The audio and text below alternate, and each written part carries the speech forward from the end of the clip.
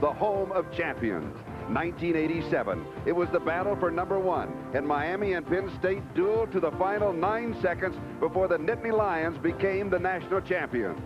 1988. It was 4th and goal, and Florida State quarterback Danny McManus threw for the winning touchdown as Florida State defeated Nebraska and captured the #2 ranking in the country. 1989. The battle of the undefeated Notre Dame and West Virginia, and the combination of Tony Rice and Rocket Ismail led the Fighting Irish to their 8th national championship. Today, the tradition continues as head coach Tom Osborne and the 6th-ranked Nebraska Cornhuskers, featuring high-scoring quarterback Jerry Godowski, who has personally accounted for 32 touchdowns, takes on Bobby Bowden and the 5th-ranked Florida State Seminoles and their high-flying quarterback Peter Tom Willis and sure-handed receiver Terry Anthony. This is the first rematch in Fiesta Bowl history as NBC Sports presents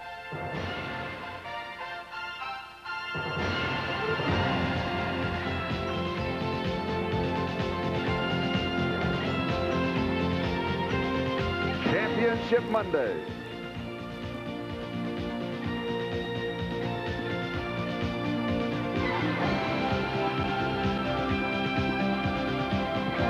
And now it's Nebraska against Florida State. Happy New Year, everybody, and welcome to the sun-kissed Fiesta Bowl. The weather conditions are ideal. 67 degrees, just a bit of a breeze. It is sunny, and it is going to remain sunny the rest of the day. And here come the Nebraska Cornhuskers.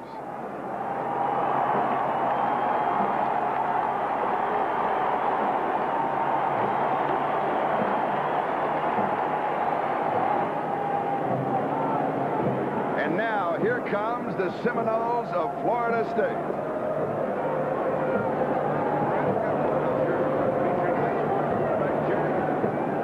Everybody, I'm Charlie Jones along with Merlin Olsen, and the quality of these two teams, I believe that if we had a collegiate playoff system, these two teams could well be in the finals. Charlie, I don't argue with you. In fact, neither of these teams has received the respect that they deserve on the season. Colorado knocked off this Nebraska team by 6 points in a game that Nebraska really could easily have won. If they win that game, they are wearing the #1 ranking at this point. For Florida State, they missed their first 2 ball games. They did not play well. They were rebuilding at that time. 9 wins in a row, Charlie, including back-to-back wins over Auburn and Miami. You saw what Auburn did to Ohio State. And interesting, 2 unheralded quarterbacks. Charlie, opportunity is so important. These 2 young men had to wait until they were seniors to get a chance to start. They took advantage of it when they got that opportunity. They have managed to rewrite the record books for both schools. These coaches wish they could get these young men back. 2 unheralded quarterbacks, a contrasted teams, a running team and a passing team. And now let's go down to Jimmy Cefalo. Charlie, despite the perfect weather conditions, the field is not in very good shape. I'm standing at about the 25-yard line. As you can see, it's just dirt that has been painted green. There's been a lot of activity on this field over the past couple of months, and the turf has not fared very well. It is particularly bad in the middle of the field. It is just sprayed green because of cosmetic purposes. It could because of problem a little bit later in the game because of footing. Now, that's the story from the sideline, Charlie. I've been reporting all afternoon long. Right now, let's go back up to the booth.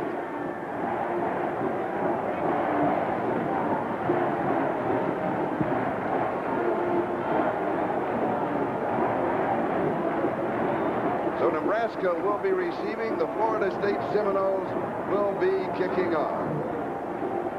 The head coach of the Nebraska Cornhuskers, there he is, Tom Osborne. Winningest active head coach in the nation. I'll tell you, he'll get your attention in a hurry.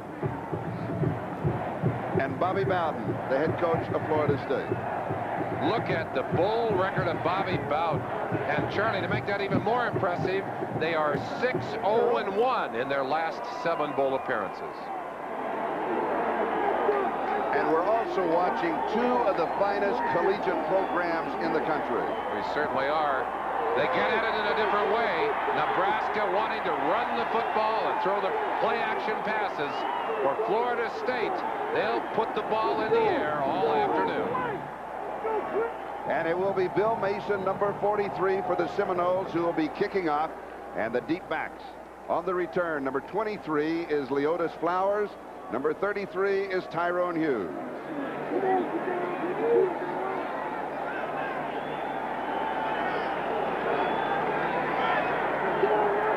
And we're underway. And taking it at the 17 is Flowers. And he almost breaks it. He returns to the 31-yard line. And Nebraska's offense, number 14, the quarterback, Jerry Godowski, an excellent decision maker. The running backs, Carpenter and Clark. They're both complete backs. They can run, catch, and block. Receivers, they are all outstanding blockers. Morgan Gregory would be the favorite target when they throw the ball.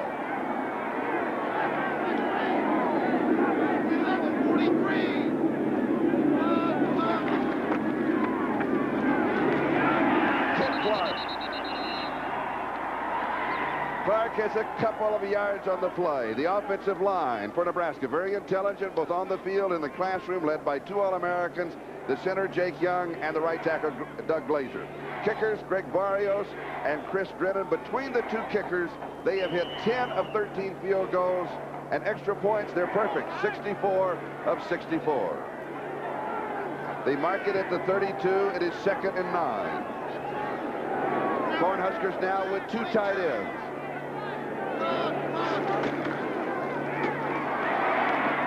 Clark again to the 35. Let's look at that defense of Florida State, the defensive line. This is the most talented area. Eric Hayes and Odell Higgins can dominate an offense. The linebackers, a group of overachievers. They'll hustle and they'll hit you. Today, their injuries may cut into their effectiveness. The secondary, this is the most inexperienced group on defense, but they play with great pride. Leroy Butler even surprised his coaches by becoming an All-American.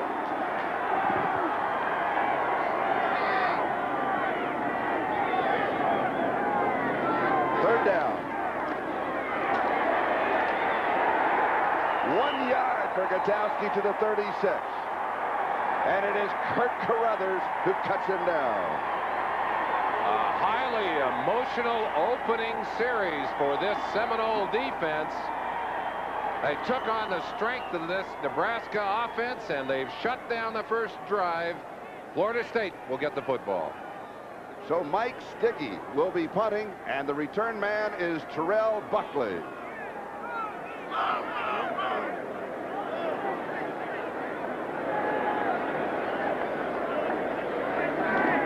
There's pressure up the middle. No, it's Aruski. He throws it. It's complete. It's down the sideline and out of bounds. There's a flag down. Hold it. There's a flag down. Back at the 20-yard line. 41 yards if it stands. Who would have thought Aruski from Nebraska this early in the ball game? Well, Bobby Bowden, who's famous for this kind of play, got a personal foul, roughing the passer, defense, be additional 15 yards added on. Attack of 15-yard, roughing the passer call against the Seminoles, so the Seminoles explode. Watched it roughing right there at the end of that play. And notice the form of Stiggy, he was a quarterback in high school. And he throws it rather well. Here's the roughing call right here. You can't, right in the chops. You can't go that high. That's Corey and Freeman, and that costs 15. Added to the end of the play, the ball at the 23-yard line of Florida State. First down, now the penalty takes it to the 12, splitting the distance. Well, let's throw out that conservative label. It's been tacked on to the Nebraska Cornhuskers. They opened with some real excitement. And you know, when we talked to him, he says, well, I have one. Bobby Bowden has a lot of them. I have one. Well, we've seen his one already. He may have another up his sleeve. I think he does. First down at the 12.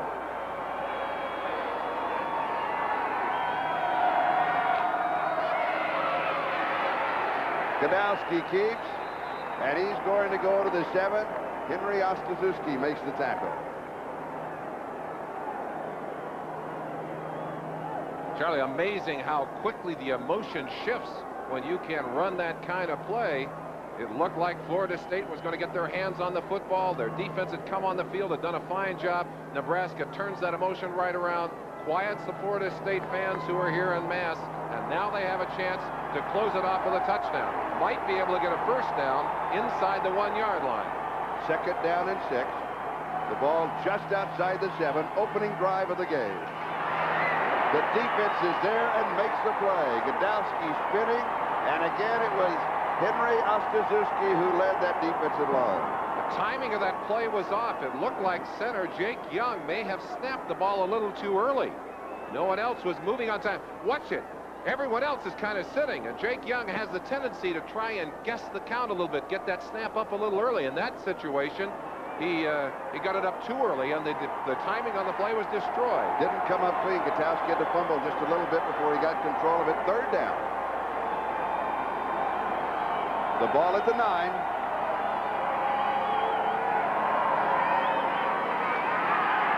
Godowski's in trouble. Now he throws, and it is caught for a touchdown. Morgan Gregory.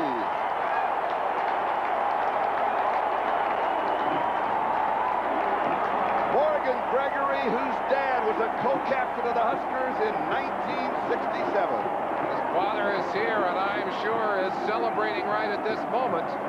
Gregory, the man that Godowski looks for in a situation like that, with time to throw, found him alone in the end zone and got him away from Dedrick Dodge. And Barrios to attempt the point after. The left-footed kicker puts it through.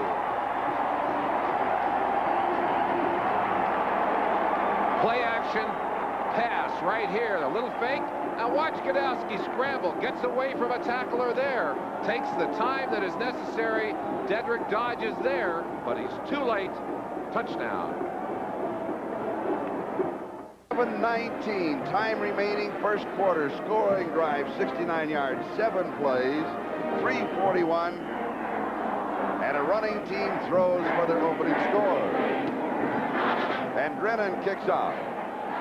At the 6-yard line, it is Shannon Baker on the return. Here's a return Ruski on the kickoff. Going back across the lateral to Dawsey. And Dawsey is out to the 40 and then out of bounds. And Chris Drennan, the man who kicked off, made the tackle. Unbelievable. You had one for me, I got one for you, and Bobby Bowden answers Dr. Tom Osborne's assault with his own Ruski, and very quickly has excellent field position. Let's go back to that touchdown very quickly. Morgan Gregory right here working against Dedrick Dodge, but we'll see it better if we get up close.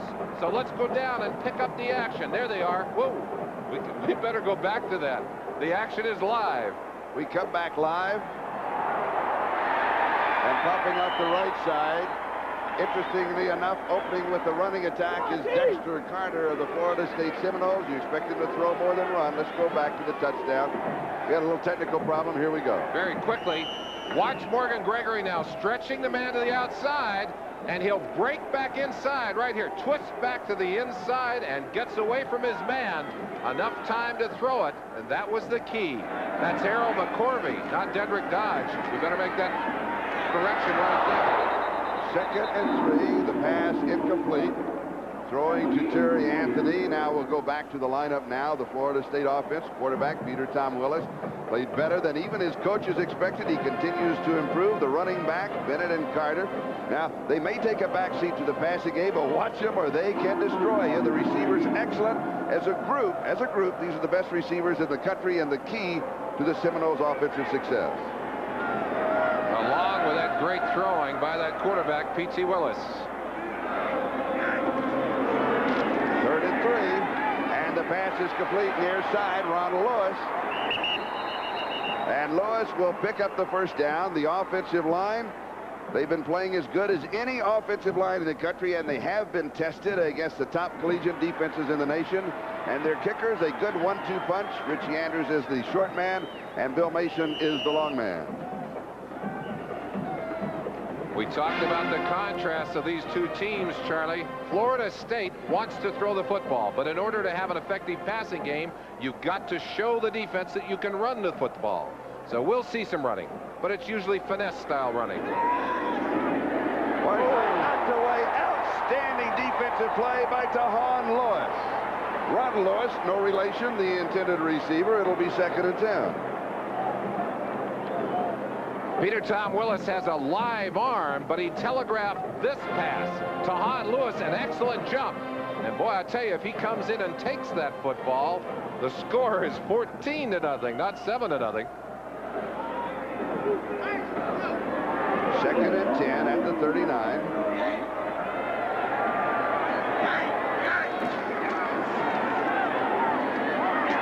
Pass is complete, right side. Reggie Johnson, the tight end, just keeps plowing, and he has the first down. Picks up 14 yards before Tyrone Bird from Chandler, Arizona, the freshman, makes the stop.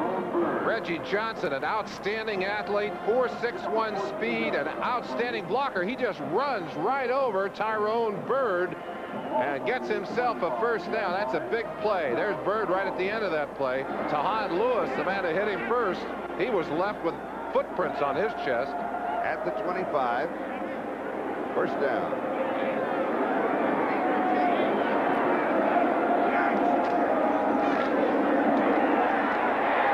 The little jitterbug steps of Dexter Carter, and there was nothing there as he is stopped by Ray Valado. Defensive line, a group of overachievers who are hard to knock down. They're really playing well. The linebackers, the most talented part of the defense, all good athletes. Their strength is at the outside marks. And secondary, the most inexperienced part of the defense, their first year together. And with Reggie Cooper nursing an injury, they will be tested today.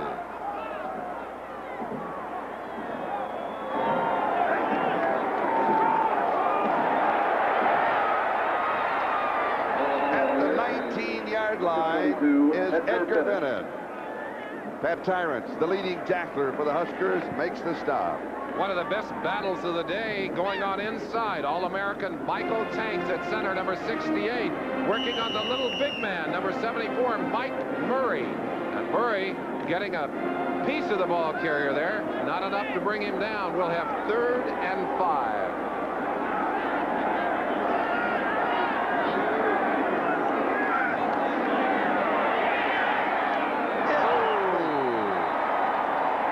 Through the hands of Dexter Carter, it'll be 4th down and 5. Carter had solo coverage from Mike Kroll on that play and had beaten Kroll to the inside on that quick circle pattern.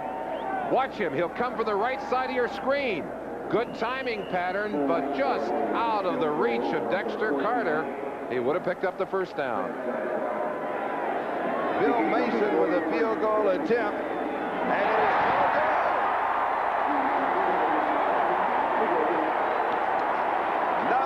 hit at all, and just squirts, stays low, and rolls off to the right.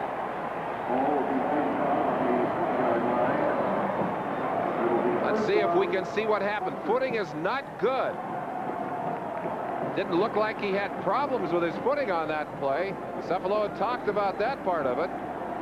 8:52 time remaining. First quarter, Nebraska leads 7-0. Fat, you might appreciate the pain right now for this kicker as he just kicks a whole bunch of dirt. Bill Mason hitting that one fat, and it just pushed off to the side, nowhere near the goalpost. And Nebraska has the ball at their own 20, leading 7-0. Their second opportunity on offense. And Clark is in motion. Richard Bell. Bell out of bounds at the 22. Leroy Butler makes the stop. It'll be 2nd down and 8. Excellent pursuit inside out by Odell Hagens, number 53, the nose tackle. You'll see him come into your picture, left-hand side. They're trying to stretch it out here with the wingback Bell coming on the run. There's Hagens, 53, and there's Butler up to knock his man out of bounds. Butler, who plays the boundary corner, an excellent tackler. Here's that pursuit inside out. That's an All-American nose tackle, number 53. Was a linebacker early in his career, Charlie. Tyrone Hughes is in as a wide receiver. And jumping to the outside is Ken Clark. Has about 6 yards on the play. Leroy Butler was there. Let's go down to Jimmy Cephalo. Jimmy? Number 28, Cedric Dodge. Hold it. Jimmy's not quite ready yet. We're going to check out an injury. Now, remember the play you just saw. Keep that in mind. They run a Ruski off of that, similar to a flea flicker. So we're going to see all kinds of excitement today. Nebraska leading 7-0. 8.5 minutes left to go, first quarter.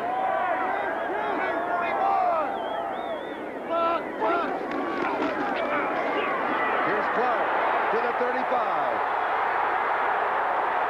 To Florida State's 43 and then some. Is there a fumble on that play? Yes. At the end of the play, Florida State has it. When we talked to Tom Osborne about this game, he said one of the things that really worries me is that we've been off for a couple of weeks. We can't afford to turn the football over. We had trouble early in the year with turnovers. We've been good late in the year, but that's exactly what happens here. Big run. He gets outside as Clark just manages to pick up about 20 yards. Watch the end of the play. Dedrick dodged there. The ball knocked out on the backside by Errol McCorvey, number 26, and it's McCorvey who's there to pick it up. And here comes Dexter Carter.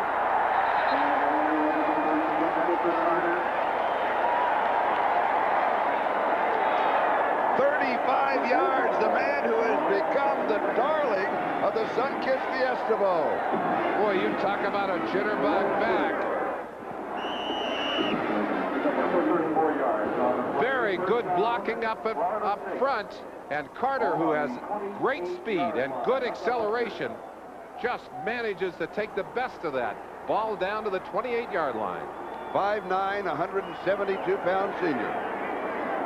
First down at the Husker 28. Fake. And the pass is complete outside. A great fake to Carter. The defense converged on him. Meanwhile, Peter Tom Willis threw 16 yards to Lawrence Dawsey. Great faking inside. Little extra time as Dawsey worked on Bruce Pickens, the best coverage man in that secondary for Nebraska. But Dawsey, one of the fabulous four. One of those fabulous four, Lassane down. Here's the end of that play. Watch him turning back, and this ball thrown perfectly. Peter Tom Willis, a very accurate quarterback. He really puts that ball on target. Dexter Carter moving inside, diving to the 3. This game has an amazing pulse all of its own. Tackle by number 26, Marvin Sanders. Interesting man. When we talked to him, we did a little interview with him at the kickoff luncheon. The kickoff luncheon before 4,500 guests. We did a little interview, and then he turned and interviewed his teammate, Leroy Butler, and he was excellent. He took the microphone, Charlie. I didn't think he was going to give it back. I hope he doesn't want my job. He is that cool and that enjoyable. I think he wants both of our jobs. They have them. Right now, he wants a touchdown. Edgar Bennett, the first back through, is stopped by Randall Jobman. On the tackle, number 49. Attacking in the center of the line behind Tanks, the All-American center. Yeoman's in there, and Hayward Haynes. And the fullback, who is a powerful runner in his own right, gets a load on, but that's good play inside. Linebackers both there for Nebraska. Shut him down. Third down and 1 at the 3. Now Nebraska leads 7-0. Seminoles driving for the tie. It's not there. They'll lose a yard. Bobby Bowden with an interesting choice to make. Caliendo. Chris Caliendo from Brookfield, Wisconsin, makes the tackle. Let's watch that play inside. Caliendo's from Wisconsin. He said, I'm one of those cheeseheads and proud of it. He is right there to put the clamps on along with number 49. Fourth down and 2 at the 4. Interesting choice for the Seminoles. They'll go for it.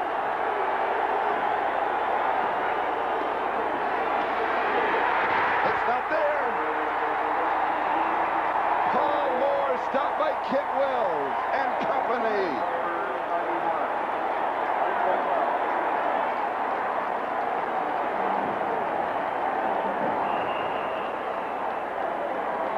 We're going to have a measurement. Charlie McBride's defense, a big play inside. Randall Jopman, they call him the cowboy. He was one of the men at the bottom of that stack. A late surge by the ball carrier, who was hit well behind the line, gets him down close, and Bowden says, hey, let's measure that. No. And the Huskers take over on down. You could slip a piece of paper in there. You could slip a piece of paper in there. And the defense led this time by Kent Wells from Lincoln. We've got a timeout. We'll be back in a moment. Keith Carter, the starting linebacker for Florida State, was just taken from the field. He sprained his right ankle. They tried to tape it up. He was injured about 2 series ago, but it's very sore, very tender, and he just told me he's not sure whether or not he'll be able to come back into the contest. Charlie? All right, thank you, Jimmy. Carter, one of the strongest of those linebackers. He's the physical linebacker of those 2 inside linebackers. Carruthers, the flying or moving linebacker. And number 40 is in there in his place, David Stallworth. A double tight end set from their own 3-yard line, leading 7-0. And as you would expect, Ken Clark, second leading receiver in Nebraska history. He carries Eric Hayes and Odell Higgins make the tackle. This is how you would feel if you were lined up right behind Ken Clark. Maybe you can take this handoff. Clark going right at that Florida State defense. Lots and lots of bodies there. Good defensive play. It gives you an example of the quickness, the reaction time of a great running back. He is looking for daylight. He is looking for that hole. Second down.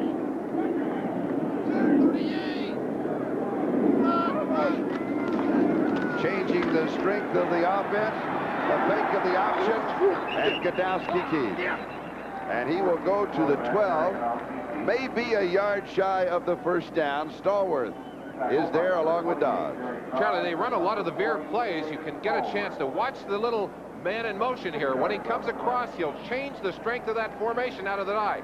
Very quickly across, the ball is snapped, no chance for the defense to respond. Here's the option, and Godowski elects to keep the ball inside. He is a slippery runner. In that situation, the defense has to react on the fly, and that could be dangerous. It really is.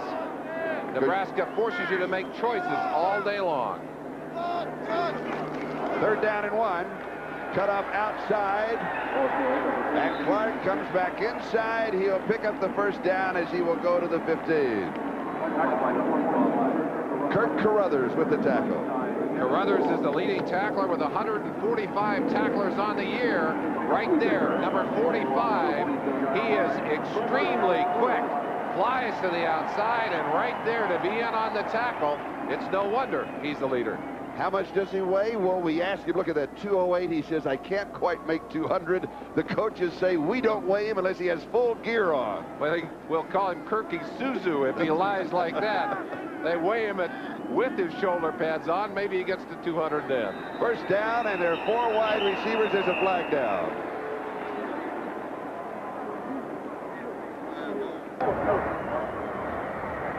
Dead ball. Illegal delay. Offense. Jimmy Harper, the referee, the complete refereeing crew out of the Southeastern Conference. You can almost tell that from the accent of Jimmy. A very pleasant accent, I might add. Osborne, one of the coaches who believes in sending his plays in with messengers. We ask if that ever got him delayed, and of course, when you're having to run all the way down the end of the field, that will slow you down a little bit. First and 15.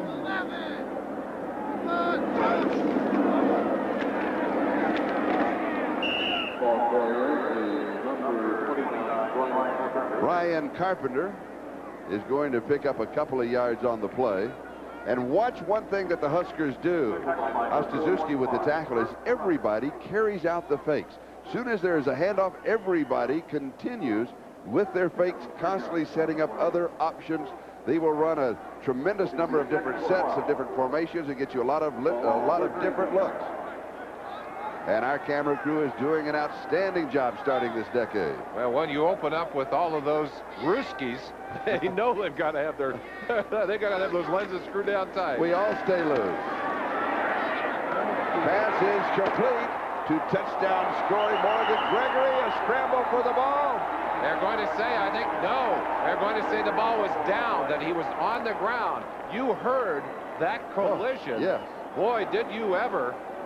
And that's the kind of contact this Florida State defense really rocking.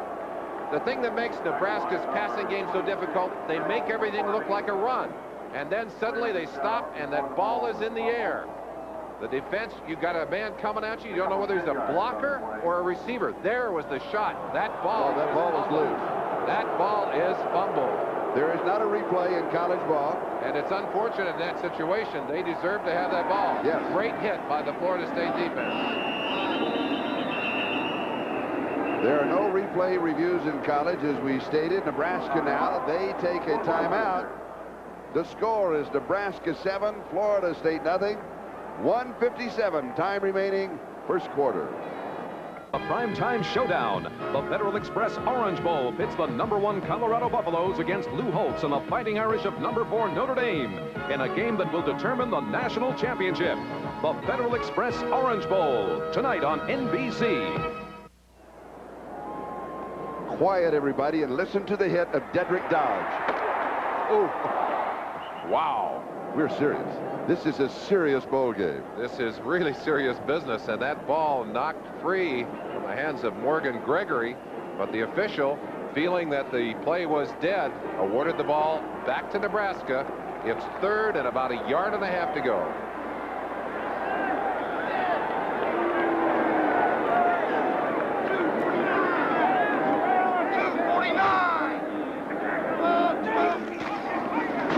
Here's Clark. And he's got the first down. He will go to the 27-yard line, and it is Dodge who makes the tackle. NBC's championship money continues tonight right after our ball game with a primetime showdown at the Orange Bowl. #1 Colorado against #4 Notre Dame, and they'll be battling to determine the national championship. Plus, of course, the famed Orange Bowl halftime spectacular. That's tonight following the conclusion of our game right here on NBC. Nebraska leading 7-0, just over 1.5 minutes to go, first quarter. And here is the flea flicker pass, and it's intercepted, picked off on the tip.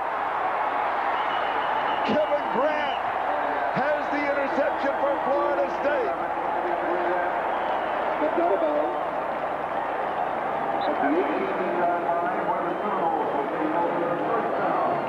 Tremendous play by Florida State's defense. Another trick play. Watch Gadowski. He'll throw it up, and then he'll take it back on the handoff. A hand-back pass. Another trick play, but that ball off the hands of the receiver, and great reactions by Grant as he heads upfield. Here is the hand-back part of it. Now watch him. He'll hand off to the tailback, Clark, and then he'll take the football back. Well, I tell you, they put in specially for this game. And only the third time this year Gadowski has been intercepted. And Edgar Bennett is stopped by Kent Wells. Faking again on the pass. Ball goes to Wells, but that defense was not fooled for Nebraska. Only 2 interceptions, Charlie, by Gadowski all season. And that one bounced off the receiver's hands. Look at that by Tom Osborne. The thing I worry most about is getting our team back to its peak performance level. Well, they have started today. I'll tell you, they have started hot today. And Reggie Cooper is in the ball game on defense. He goes after Carter. He makes the tackle.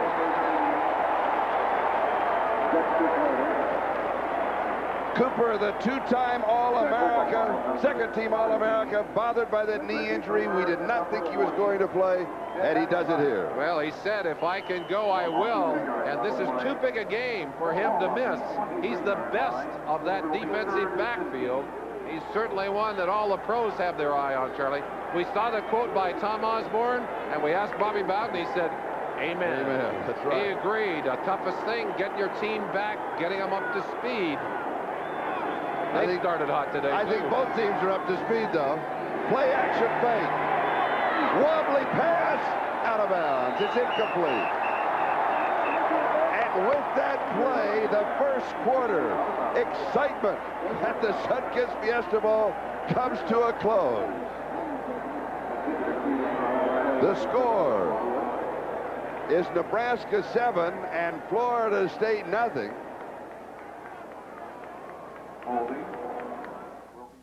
That's me, Christina Ferrari, after I had my baby. Since then, I lost 25 pounds in 3 months with the Ultra Slim Fast plan. It was easy. Ultra Slim Fast is really delicious and satisfying. I'd have a thick chocolate shake for breakfast, another for lunch, then a great dinner. I love Ultra Slim Fast. It gave me back my figure, and I feel great. Now the only baby fat in this family is on the baby. Ultra Slim Fast. Give us a week. We'll take off the weight.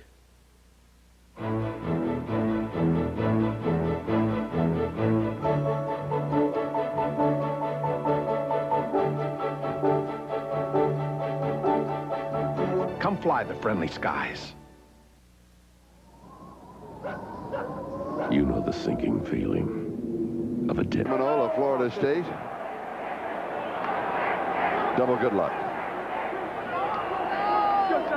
39-yard field goal attempt by Richie Andrews to open the second quarter.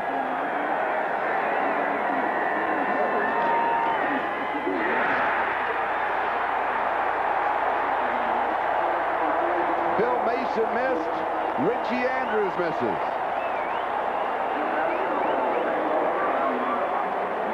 So the Seminoles with 2 field goal attempts thus far in the ball game, and they've yet to pick up a point. Nebraska leads it 7-0.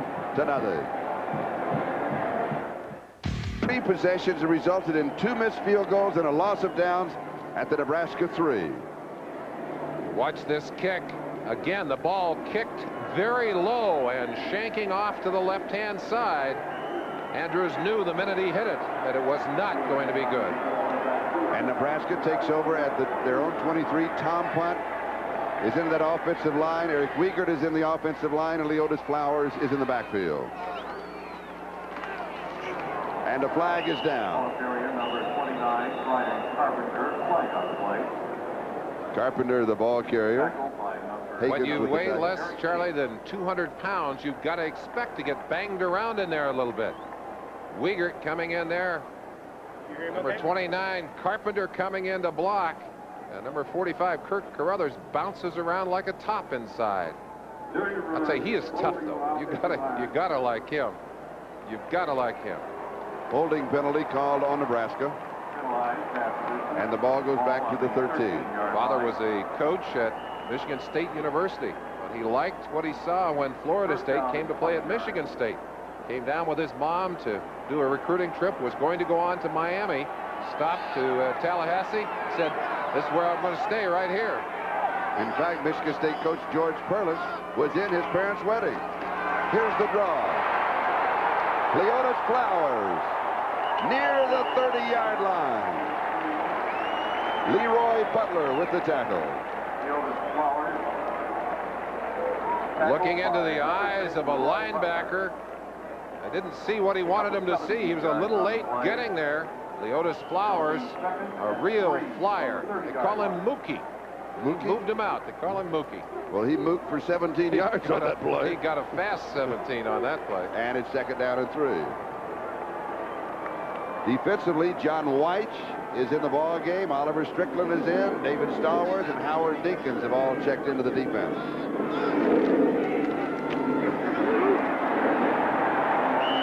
And Flowers will pick up the first down.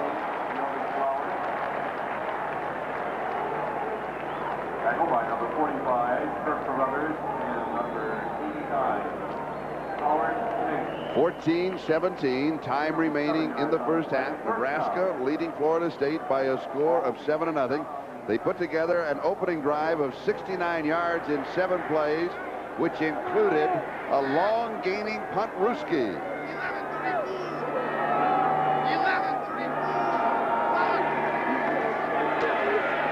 Pressure from the backside, fumble.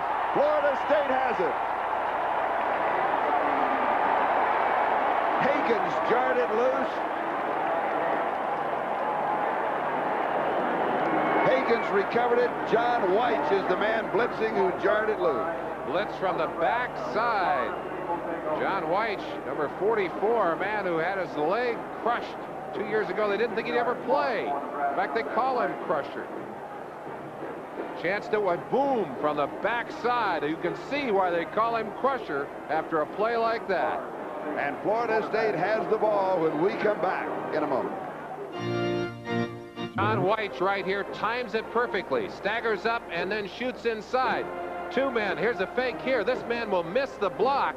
And you watch it as the quarterback, Godowski, turns his back, goes right past Flowers and nails him and strips the ball away. And there's Higgins on the spot to recover the fumble, the third turnover.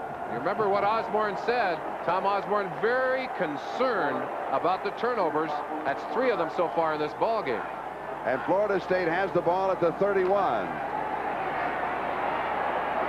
Deep right side, pass is complete to Lawrence Dawsey. 17 yards, and the Noles continue to strike so quickly through the air. Lawrence Dawsey, one of the members of that Fab Four, working on Pickens again. Number 38 turns him to the inside. Pass a little bit late being thrown, but plenty good to pick up the first down. The ball at the 14-yard line. This is the 4th time that Florida State has attacked the goal line of the Cornhuskers. Missed 2 field goals and then turned away at the 4-yard line. Drilled over the middle, touchdown.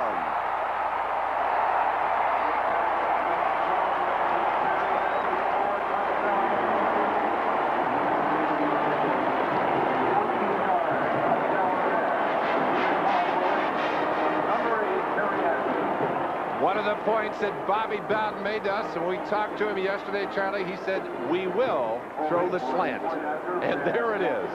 14 yards to Terry Anthony, the man with Biletnikoff hands. He certainly had them there, and that pass perfectly thrown. A little dance to accentuate the touchdown. And now Richie Andrews for the tie. He's got it. You want to know how to throw a slant pass? Watch Peter Tom. He'll show you.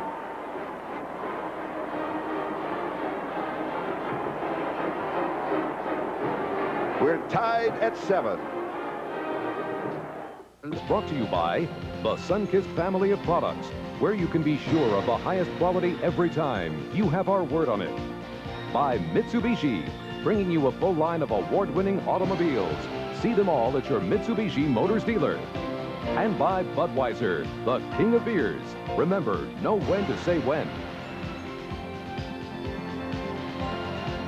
Championship Monday continues. The 19th Sunkist Fiesta Bowl, Sun Devil Stadium, Tempe, Arizona, tied 7-7. Nebraska and Florida State. Bill Mason will kick off. Hughes and Flowers are the return men. And here is Tyrone Hughes. To the 30, the 40.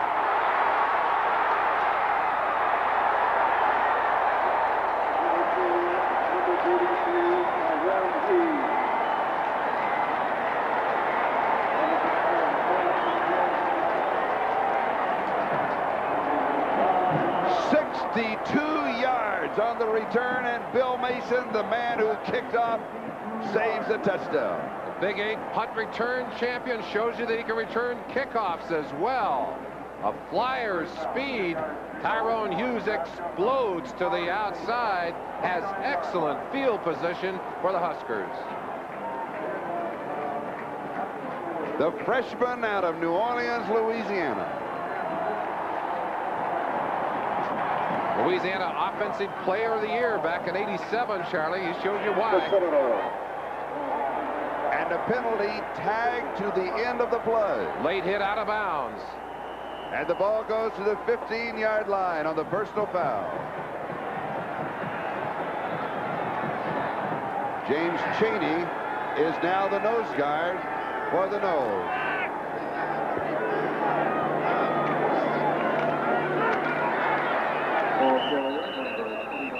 Ryan Carpenter, the ball carrier. Let's go back to the touchdown, Merlin. Terry Anthony right here, going to be working on Bruce Pickens, takes him inside, and a little while ago went outside. This time just slants across the middle. It's a timing pattern, simply the slant as you watch the play develop, down and driving inside, perfectly thrown. There is no way to stop that pass, Charlie. 2nd down and 9. Flowers stays in as the I-back. We have jumping and whistle sounding.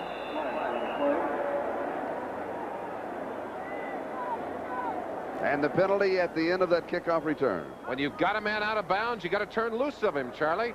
They've got Hughes out of bounds here. Dead ball, false start, offensive team, movement in the backfield. Watch Hughes. He's out of bounds. Turn him loose. And there's the second hit on him right there. Number 27, Terrell Buckley, unloaded. He was in the white stripe. You got to leave him alone when he's left the field. Now we're looking down. Ken Clark, the I-back, is on the bench at about the 45-yard line, but he's just sitting there, maybe just taking a breather right now. Tom Osborne believes in resting his players. He's got a lot of them. In fact, over 100 suited up for today. We'll see a lot of them on the field today. Excellent defensive play. The ball is bobbled and it goes out as Florida State had completely saturated the backfield of Nebraska. Godowski, a cool customer, wanted the toss to the outside. You notice he has a defensive man between him and this toss man, but he had his back to him. Godowski waits until the last possible second. That was number 45. That's the linebacker Carruthers, who was kind of shielding the pitch man right there. Godowski waited, got it outside, but the ball batted away and a big loss on the play. A moment ago, it's 1st and 10 at the 15. It's now 3rd and 17 at the 22.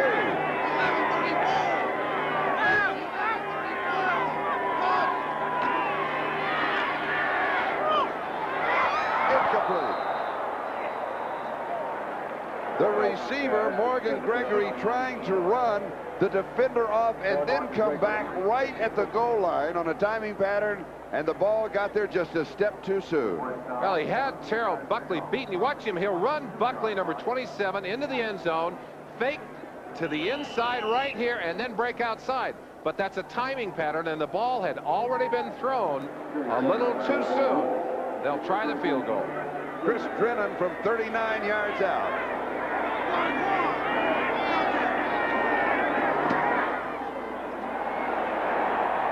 And it is good from 39 yards away.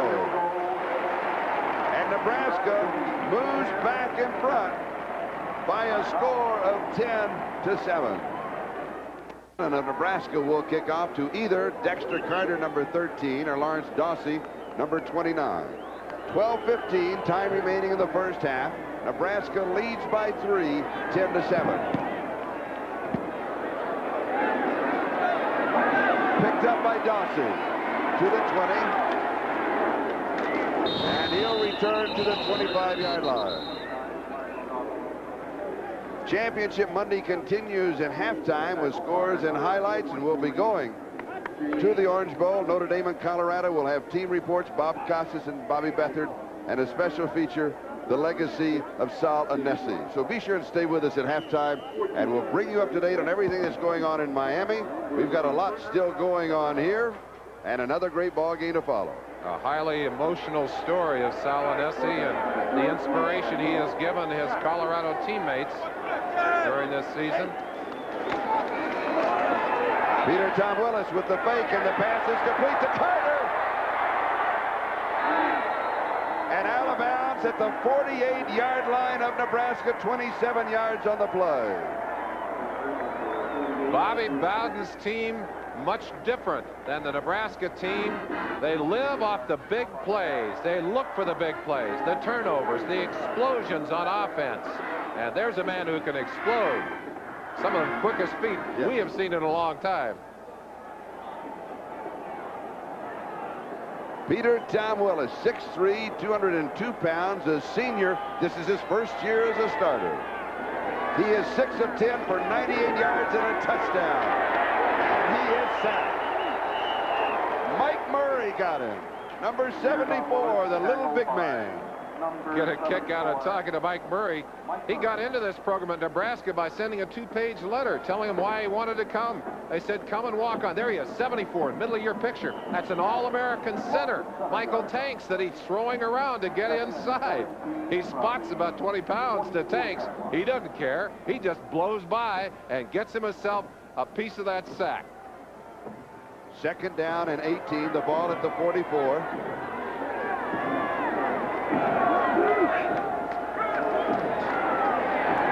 Peter Tom Willis goes deep right side. Anthony wanted pass interference. A flag was not dropped. Bruce Pickens had the coverage. I think if that ball had been catchable, we might have seen a flag, Charlie. The end of that play, working on Pickens again. And I'm surprised. Pickens is an excellent coverage man. They have picked on him repeatedly today. They won't call that. That's incidental. But I think that ball might have been caught if he hadn't been tripped. Or hadn't tripped, I should say. Because he was as much responsible for the tripping as the defensive man. And it's 3rd down and 18 at the 44.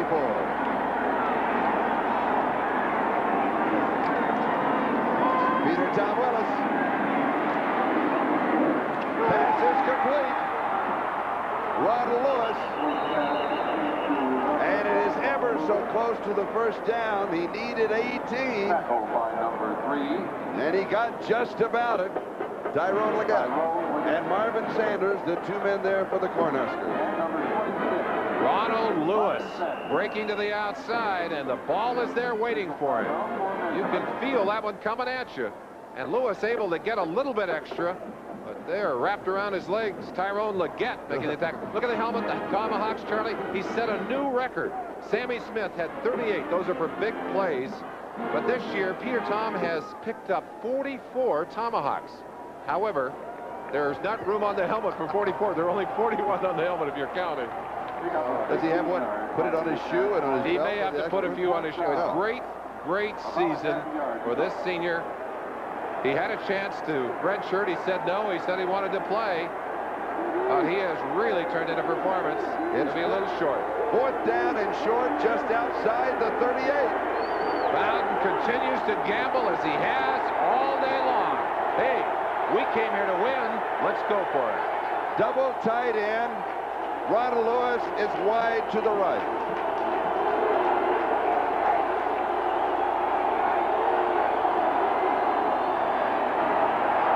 Fake going deep into double coverage. Incomplete.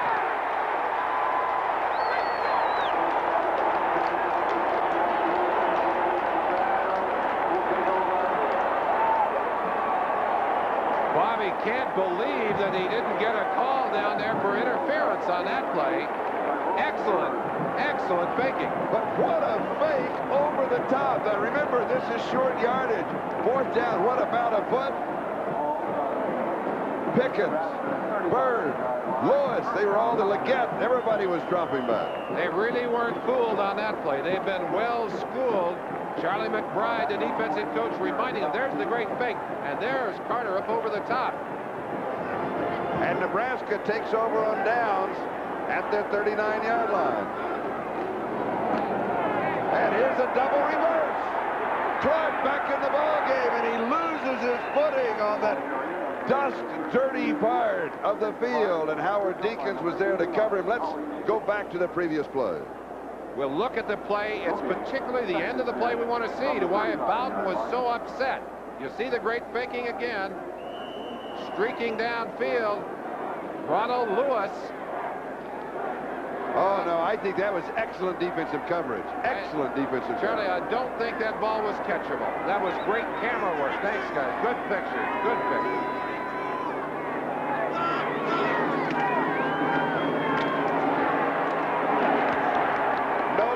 It'll be 3rd down. Let's go down to Jimmy Cepolo.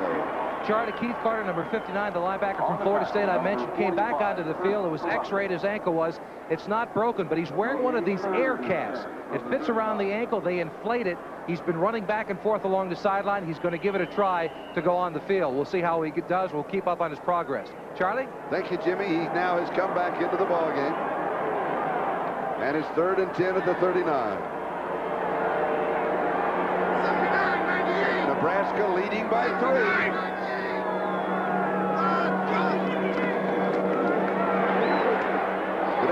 Pass is complete to Bell. First down. John White's with the tackle. Senior from Altadena, California, 4.5 speed. Bell shows you a little of it. Did not have the first down when he caught that football. Watch him. He'll come from the right-hand side of your screen. He'll catch the football, and it's the run at the end. He's short here. Breaks inside, gets around 2 tacklers, takes on 2 more, and squeezes out the first down. 14 yards on the reception. To the 47-yard line.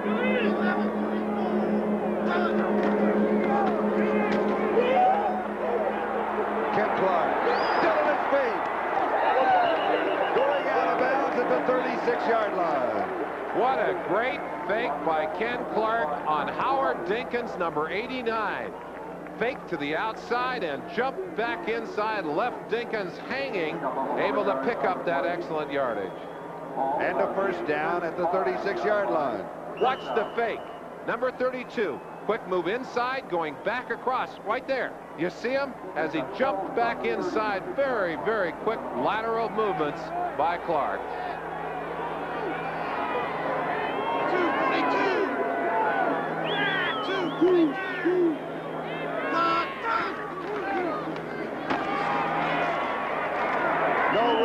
Clark, he's going to get a couple of yards to the 34. Carruthers was there along with Henry Ostaszewski. Something that I noticed, and something that we will notice, the offensive center, Jake Young, the All-America center for Nebraska, he snaps the ball about a half count, and if you watch him down the line, he gets a start on everybody. Well, Charlie, every good center anticipates the count a little bit, and Jake Young, knowing he's not only a good center, he's a great center, 2-time All-American. Watch him see how he has the first move. Screen, right side.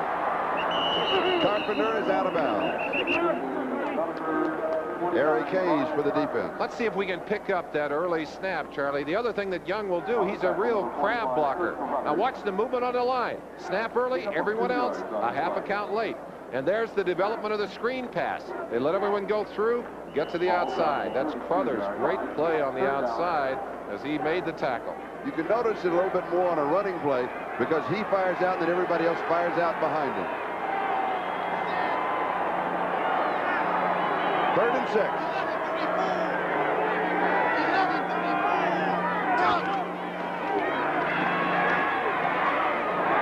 Batted down.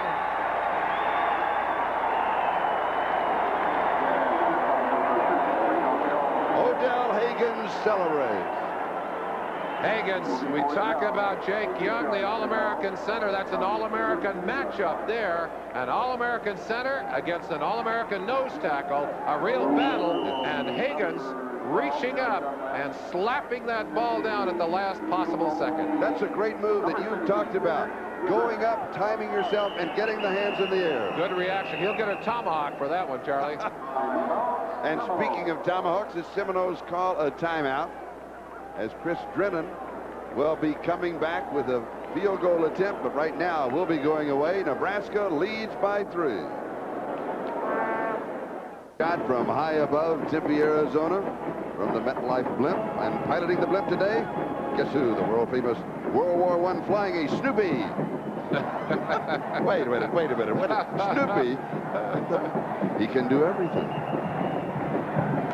Well, if you were snooping around here, you might have seen some trick plays being written up on those sleeves by Coach Osborne and Coach Bowden. We have had, can you top this here in the first half? A 49-yard field goal attempt by Chris Drennan. Has the distance, and it is no good. And he misses off to the right side. So Nebraska retains the lead. They're out in front by a score of 10-7. I'm Charlie Jones along with Merlin Olsen. And one of the things that we're seeing here, and I don't think that we can overemphasize this too much, two great teams, but also two great athletic/scholarship programs. They really are, Charlie, and a couple of schools that have shown not only that they can put great athletes on the field, but that they keep their promises to their athletes. And I happen to have a young son at home, and have enjoyed taking him out to meet Coach Osborne and Coach Bowden, and they were very impressive. Right? Talking to him afterwards, he said, "Wow, those people are special." And Peter Tom Willis comes out throwing to Lawrence Dawsey, and very quickly Florida State picks up 20 yards, and they're in Nebraska territory. Mike Kroll and Marvin Sanders. And look at this for the Cornhuskers: 40 academic All-Americans, 67 first-team All-Americans. You know what I like, Charlie? In their press guide, they gave the academic All-Americans not only equal space, but equal footing with those regular All-Americans, first-team All-Americans. And also, you were an academic All-American at Utah State. I was, Charlie, fortunate enough to be one. Mike Kroll, great athlete, in fact a sprint champion in high school. Hard to believe that a man that size, he's grown big for a sprint champion. 6'3", 225, great athlete on the outside. He looks to be all right. We'll see him back in the game. At what age was he a sprint champion? High school, 100-yard dash. Yeah. Oh, he beefed up, didn't he? Look at that, He did. 6'3", 225. Sudbury, Mass. Oh, there he Well, is. no big men can. I got to tell you something. Carl Lewis is a big man. You talk to, you put on a little weight, he make a nice linebacker. If Carl's watching, he'll deny that. Peter Tom Willis. Well, we told you that Florida State would put it in the air. They haven't disappointed us. And the first down at the Nebraska 49. Peter Tom Willis going deep. Single coverage. Baker has it at the 6. Whoa. When Bruce Lesane got hurt, one of that Fab Four, they reached down for a freshman. He's the fastest of their receivers. Shannon Baker, 5'10", 180 pounds, streaking. But watch this. Peter Tom Willis with a lineman draped around his neck. A linebacker, actually. That's number 42, Jeff Mills. Ball hanging for a long time. Great concentration on the catch. As you look at Peter Tom, mark this down for Shannon Baker, the freshman. This is only his 4th reception of the year. Actually, the first of this year, 4th of the season. First and goal at the 5. Outside, it's complete. Touchdown. Reggie Johnson.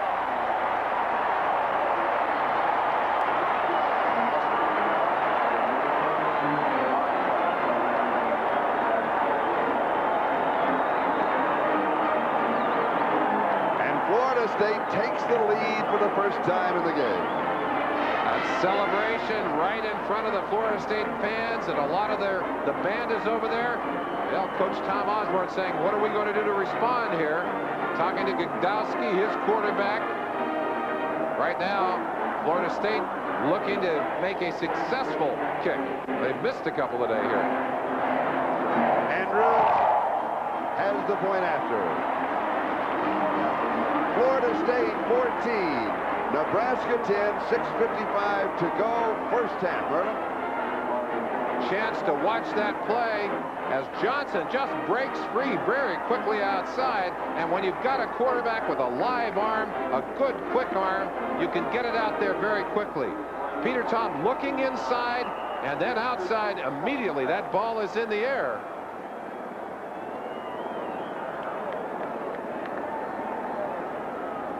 Tight end, just watch him in action here, streaking out here to the outside, and he finds a very open space to work in. And as you watch, mark this down. Peter Tom Willis has completed 7 of his last 8 for 143 yards and 2 touchdowns, including this one. And Bill Mason will be kicking off to either Tyrone Hughes or Leotis Flowers. Hughes on the far side, Flowers on the near side. A pooch kick. It's going to be hanging high in the sun. And here is Flowers. Struggling through to the 32. And And be sure to stay with us at halftime. We'll have all the scores and highlights as Championship Monday continues. A look at Notre Dame and Colorado and the legacy of Sal Anusi. Bob Costas and Bobby Beathard will be reporting from the Orange Bowl. Right, that'll be halftime. And then, of course, after our ball game here at the Fiesta Bowl, we'll be going to the Orange Bowl. Oh, what a great day of football on NBC. Nice way to start the decade. Oh, it certainly is. And what an explosive afternoon of football here. Nebraska from their own 31, trailing now by 4. And the pass outside is complete to Gregory. And he will pick up the first down. He's going to go out about the 43. He'll pick up 12 yards, and he is hit by Terrell Buckley.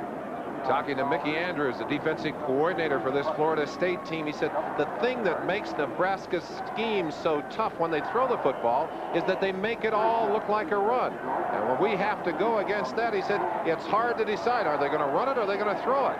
And Godowski very quick at making those decisions and getting that ball in the air.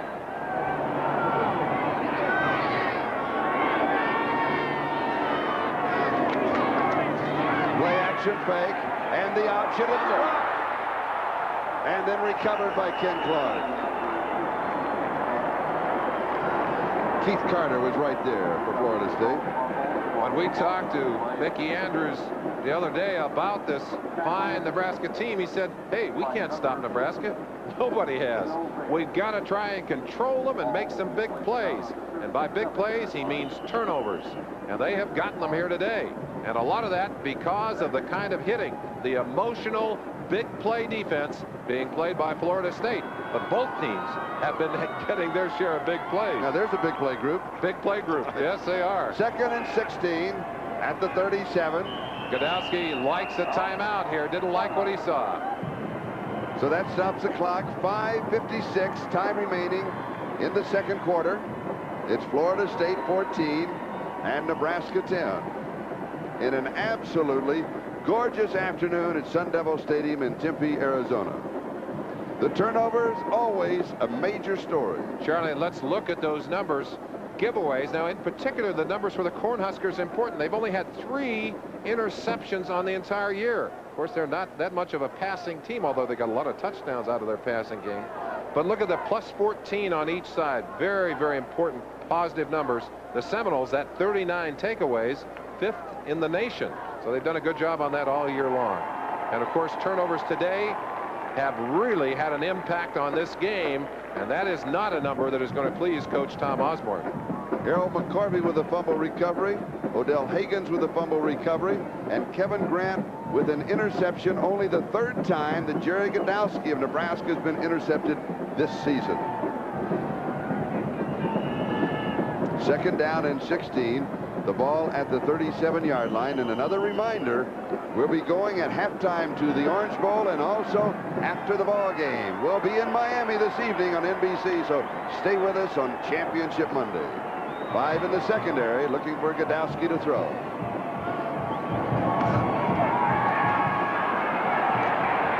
Rolls left. Tough to roll left and throw right. He does, and he's avoiding the loss. They could call that grounding if they so desired. They got it, Charlie. Yep. They got it. Mickey Andrews over there saying, come on, you've got to call intentional grounding. The rule very explicit. If you throw it to avoid the sack, they're going to get you. Odell Higgins and Kevin Grant were there for the defense. Intentional grounding. Offensive team lost the down.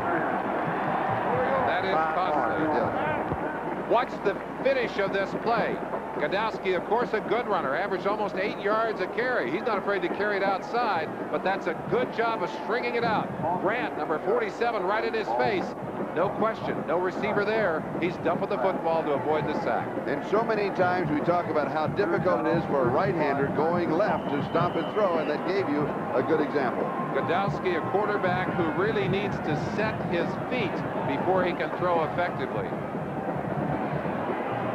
So it is 3rd down. Remember, it was 2nd and 16 at the 37. We're now back at the 19-yard line.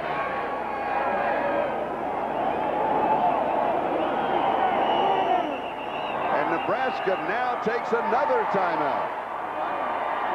But better to take it here rather than make a mistake. They cannot afford to make another one. Florida State will come up with excellent field position. We'll be back in a moment. Third down. At least 34 yards to go. And the swarming Florida State defense has completely disrupted the offense of Nebraska. Just trying to get the quick popper inside to Brian Carpenter, number 29. Good job. Higgins inside again. Boy, he has made some big plays today. Take a peek now. They're trying to dive up inside. And Higgins meets Carpenter in the backfield. You don't think he has strong hands? Often underrated. Just grabbed him with one hand and put him down. Mike Stiggy with his first punt. He was in punt formation earlier. Fair catch is called for and taken by Buckley.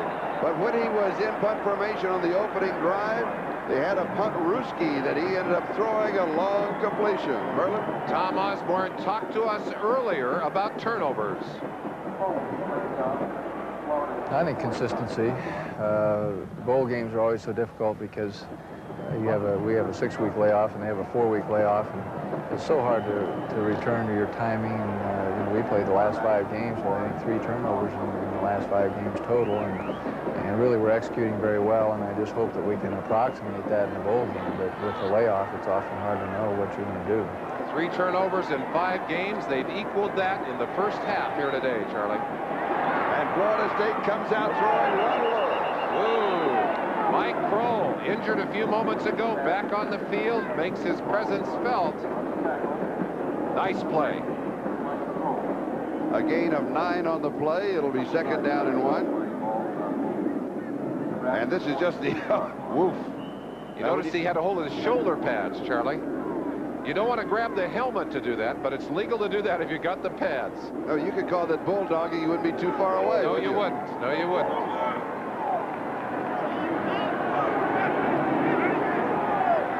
Second down.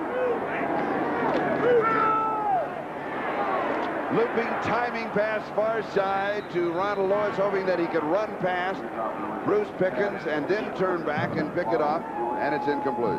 You can't really be successful with a passing offense unless you have time to throw the football. And up front, Michael Tanks, Hayward Haynes, Tony Yeomans at guard, and John Brown and Robert Stevenson have given Peter Tom that kind of time through this year. And that's one of the things that Coach Bowden talked about. He said, I am really proud of this offensive line, the way they've been able to come and round into form and help us in that important part of the game.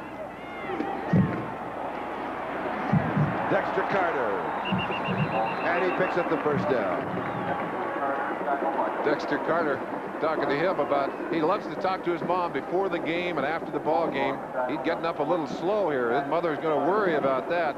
But the thing they said to me, I said, what does your mom say to you? She said, well, she reminds me always to say my prayers before I go out there.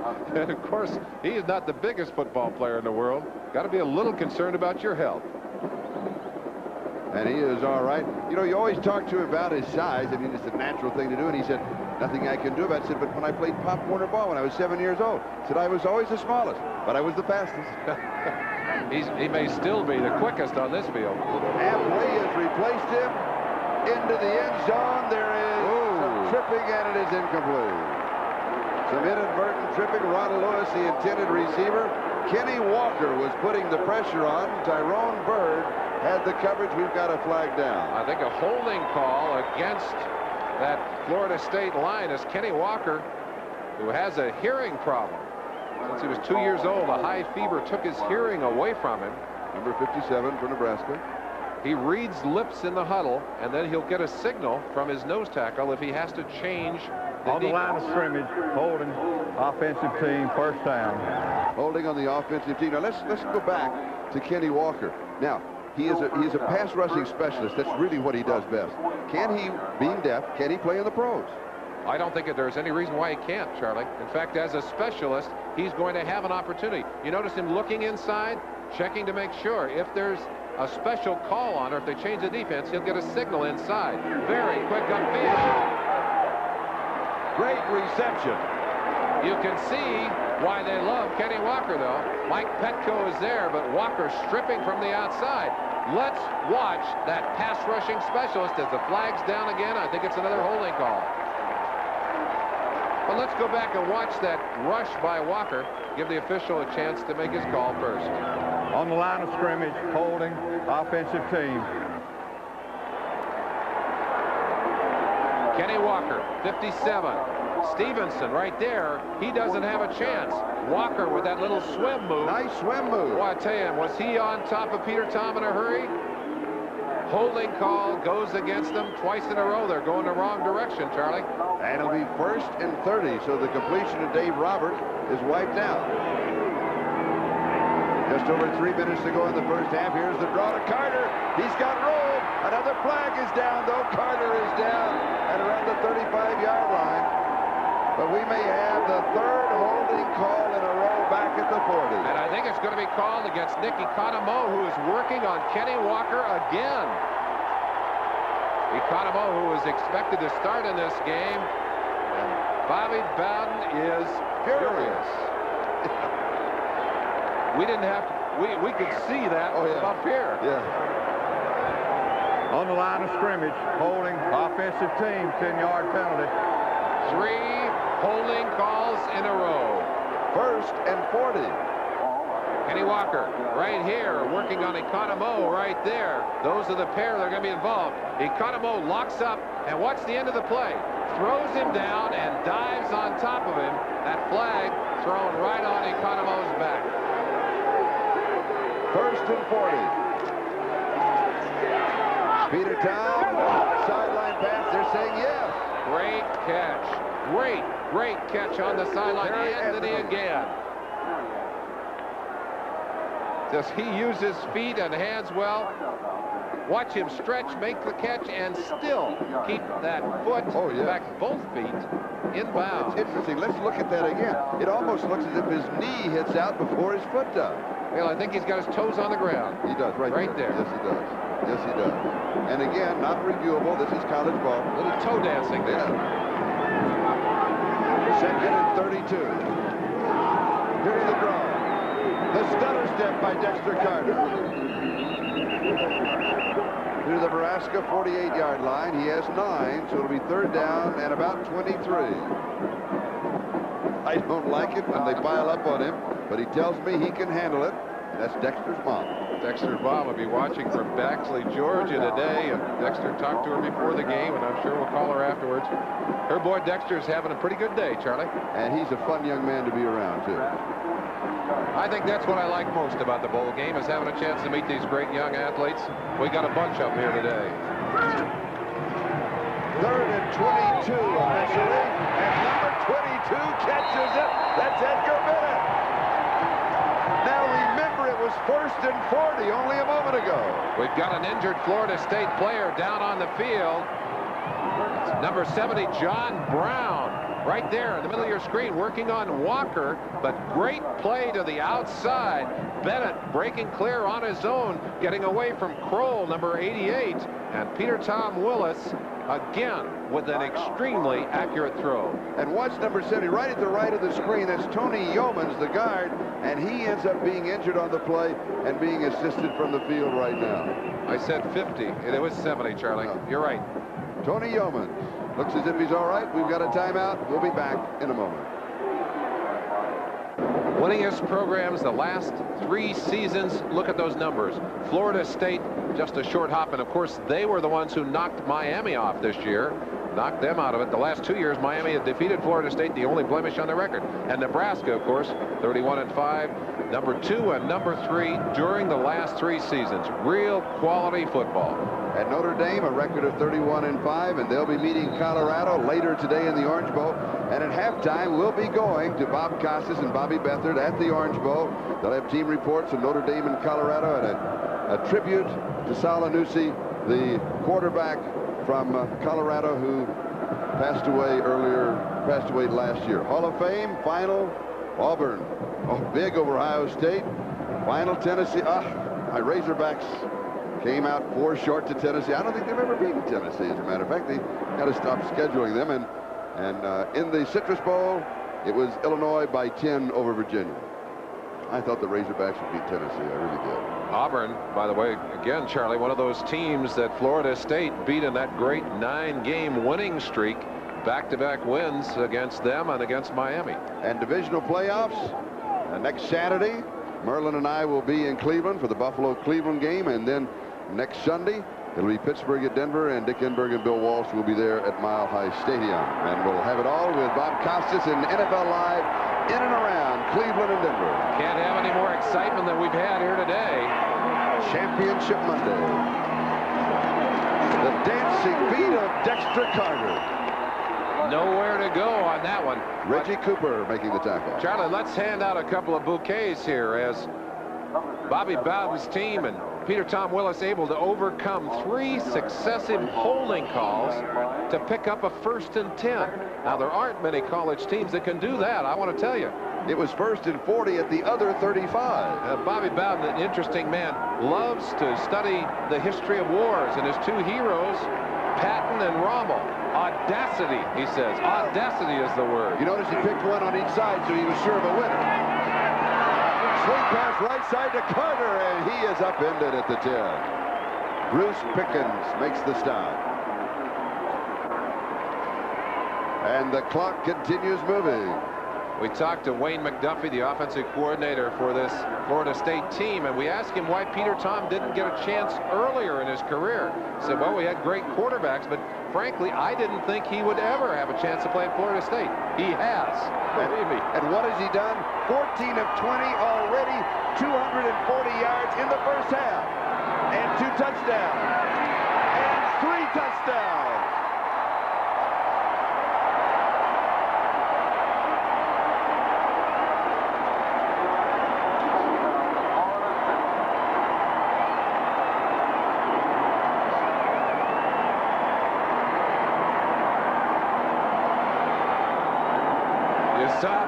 Bobby Bowden on the sideline, he's checking it off. He said that one worked, and certainly it did.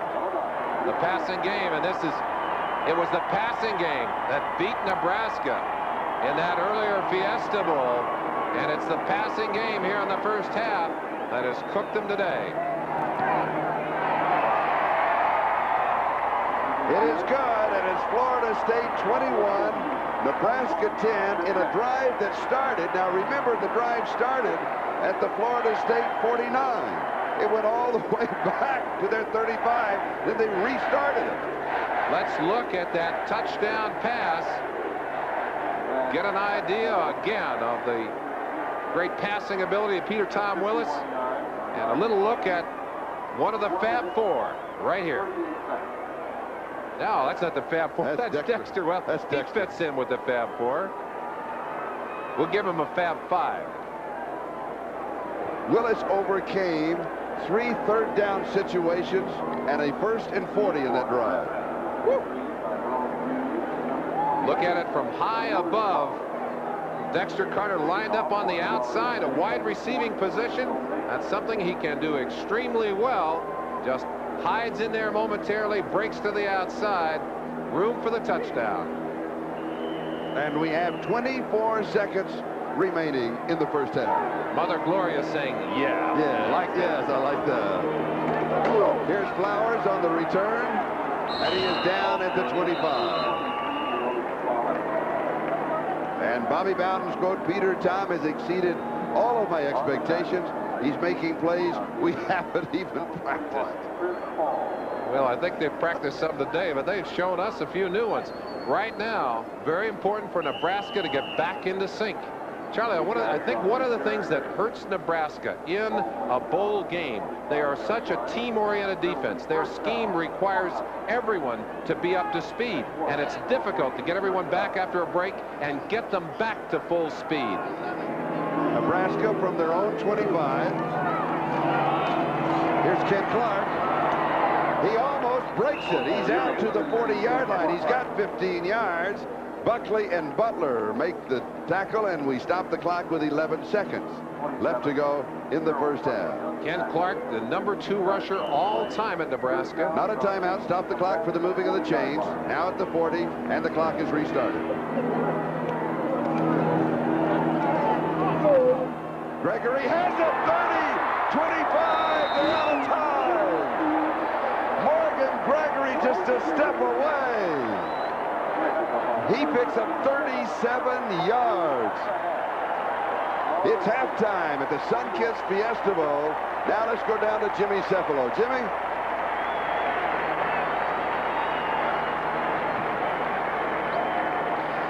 All right, Coach Bowden. Coach Bowden, we had a great shot of you in that final offensive drive. You were awfully upset. What was the problem?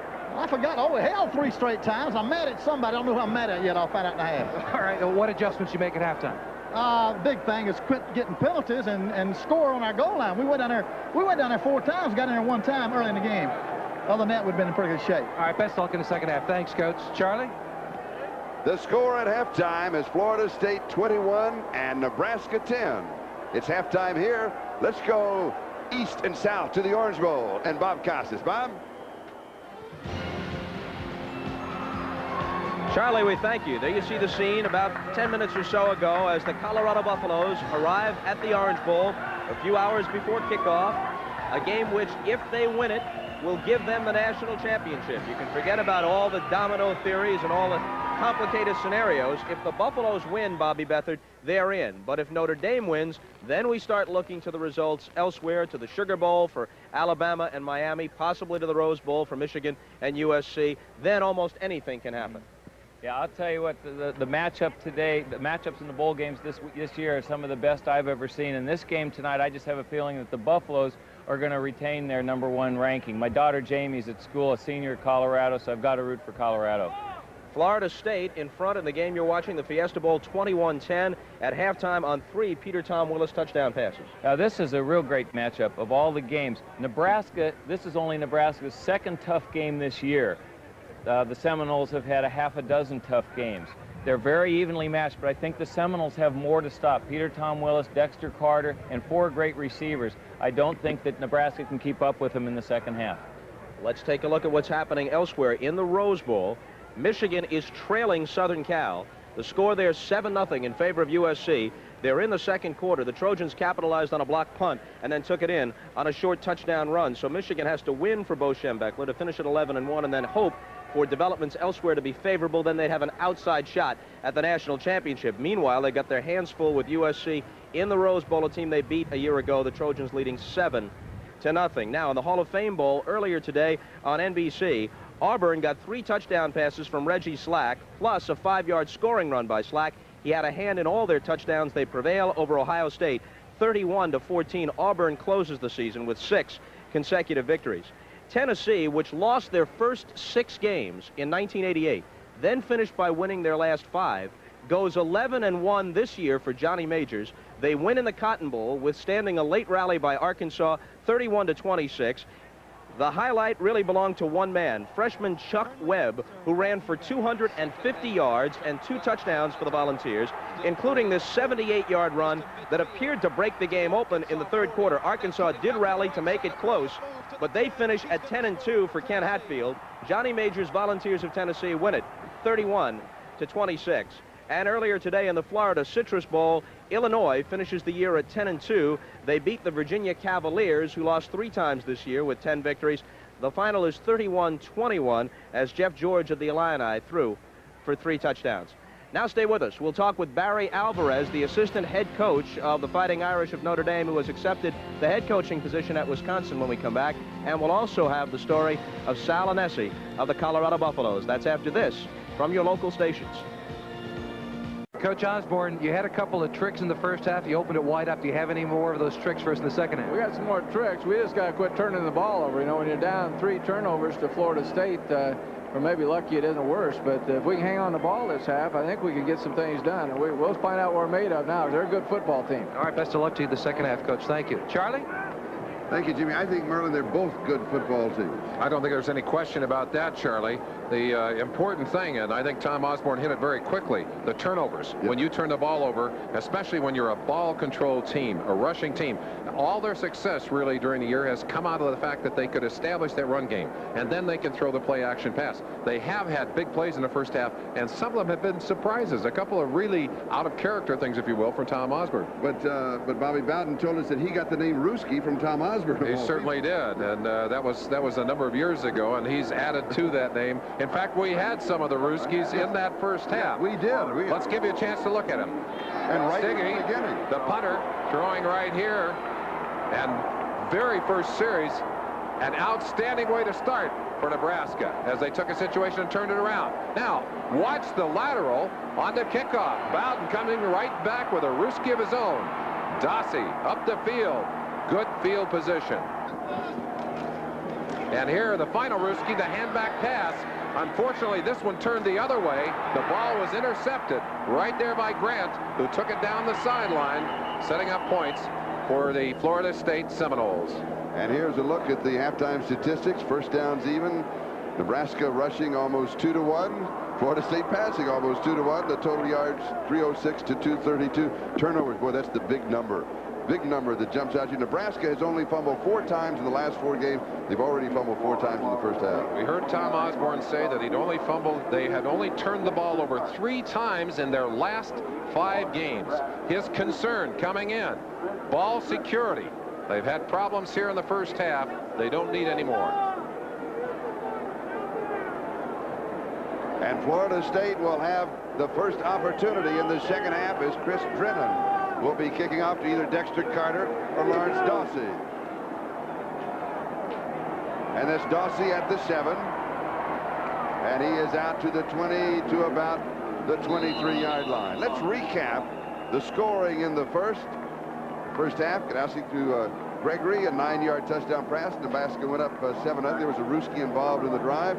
Willis to Anthony, 14 yards. We were then tied in the second quarter at 7-7. Chris Drennan, a 39-yard field goal, put Nebraska back on top by 3. Willis to Johnson from 5 yards out, and then he does it again to Dexter Carter from 10 yards away. So Peter Tom Willis with 3 touchdown passes in the first half. He wants to set a screen. Oh, and he was in trouble. Dexter Carter was the intended receiver, and he was surrounded by Cornhuskers. Tahan Lewis was putting the pressure on Peter Tom. Here comes the blitz from the far side. You saw number 5, Tahan Lewis, streaking in. It's a screen pass. The play was destroyed. They had 2 people sitting on the intended receiver, and Willis just threw it away. Peter Tom got up and he said, boy, how did they read that one so well? Were they in our locker room at the half? There's a leak. There's a leak in the locker room. They know what our first play is. Play action fake, pump fake. He throws it up. It's going to hang, and it's incomplete. Oh, and he was nailed. Woo! Boy, he is down and flat on his back. He took a great shot on the outside. Bruce Pickens. Was it Bruce Pickens that got him? Number 38. I believe that's the one. Blitz. 90. No, it's 88. Mike Kroll, the linebacker, left that game early. Ooh. Steamrollered, if you will. The one thing that Bobby Bowden talked about, he said, we cannot afford not to have our quarterback protected. So much of what we do depends on the ability to get time for Peter Tom Willis. You know something, though? What I like about that hit, it was a hard, tough, fair football hit. It really was. He comes back throwing to Terry Anthony. May have the first down. He's going to be very close. It's all in the mark, Charlie. I think he's just going to be short by about a half a yard, and it's going to be 3rd down. No, it'll be short. Is he marking first down? No, yeah. Well, let's see. I think they may measure that. No, they're not going to measure. It's first down. First down. All He's got it. They got better eyes than I have. Nobody has better eyes than you have. You can read the signs from the other side of the field. They have that marker off the edge of the field, and I was looking at it as if it was on the edge. You see how far it is? Yeah. It changes the angle a little bit for us.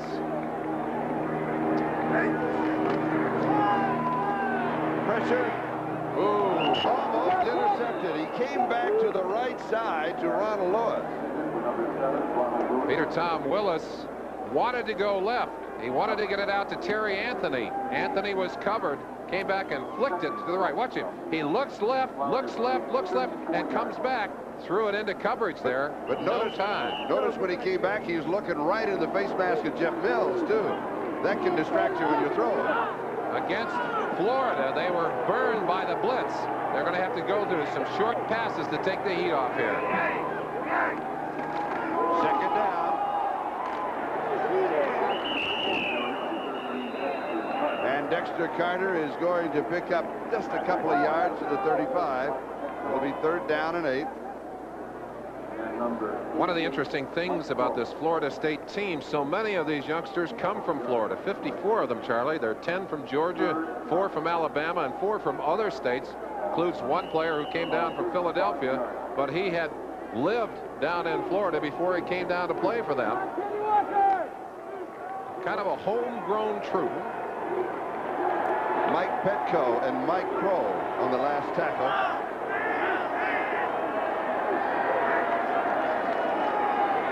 Screen, no, locked. Then breaking out in front of the screen, Ron Lewis set a screen. Everybody looked for a screen, and then Lewis took off. Pickens with the tackle. This Florida State team just continues to attack. And I said it earlier, Charlie, I think it's easier to get a team ready to play in a bowl that relies on specific skills and big plays than it is a team that is a scheme team that relies on getting everyone up to speed. Great play, great reception. That ball is perfectly thrown and lofted. Watch Peter Tom Willis hang this one up. Kent Wells with the pressure. Lewis then had single coverage by Pickens, and he got a step on it. Poise under pressure. Dexter Carter. 33 yards on the pass play to the 32. Mike Murray with the tackle. And this will go to the 31. It'll be 2nd down. Charlie McBride, defensive coordinator for the Nebraska Cornhuskers, told me earlier today that he said we really have to shut down their running game. We want to make them one-dimensional if possible. This Florida State team, there's Charlie McBride, a shadow of his former self, has lost about 50 pounds, says he feels great. Well, he doesn't feel so good right now. They need to shut down Florida State's attack. 2nd down. Here's the ball. Amp Lee, the freshman, with some great moves, a fumble and a scramble for the ball at the end. We've got a holding call against Florida State. Now, Pat is Tyrants with the tackle.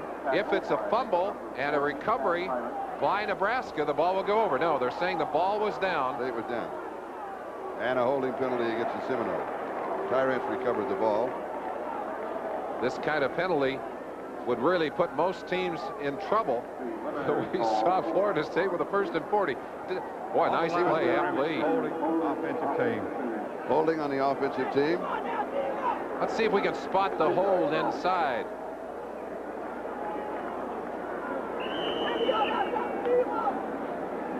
Or 70 Yeomans, perhaps. Really hard to tell, Charlie. Really hard to tell. Good moves by the freshman, and the ball was popped loose. Again, not reviewable. And it's 2nd down. 2nd down and 20. About 19. Peter Tom Willis. It's incomplete. Edgar Bennett, the intended receiver.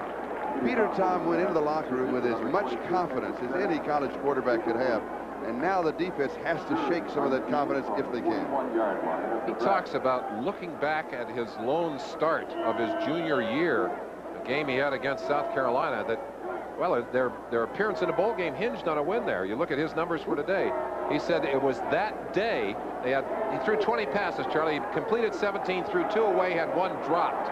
He said, whenever I get in trouble, I think back to that and say, hey, I can do it. Well, he certainly has done it.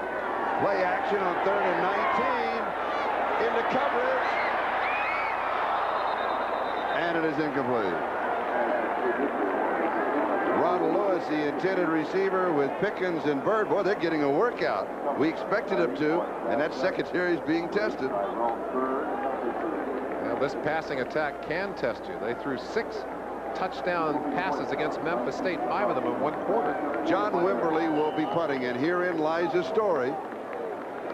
Came as a good punter, redshirted because he had a knee injury, not a football injury, reconstructed the knee. They got to find out if he's the man. If he can't punt, they're going to have to find a new one, but that's a beautiful punt. Whoa, and almost fumble. Tyrone Hughes takes the fair catch at the 6-yard line. We've got a timeout. Florida State leads it 21-10. Fiesta Bowl is brought to you by the Sunkist family of products, where you can be sure of the highest quality every time. You have our word on it. By United Airlines, we dedicated to giving you the service you deserve. Come fly the friendly skies. And by Geo. Get to know Geo. Sold and serviced by Chevrolet Geo dealers.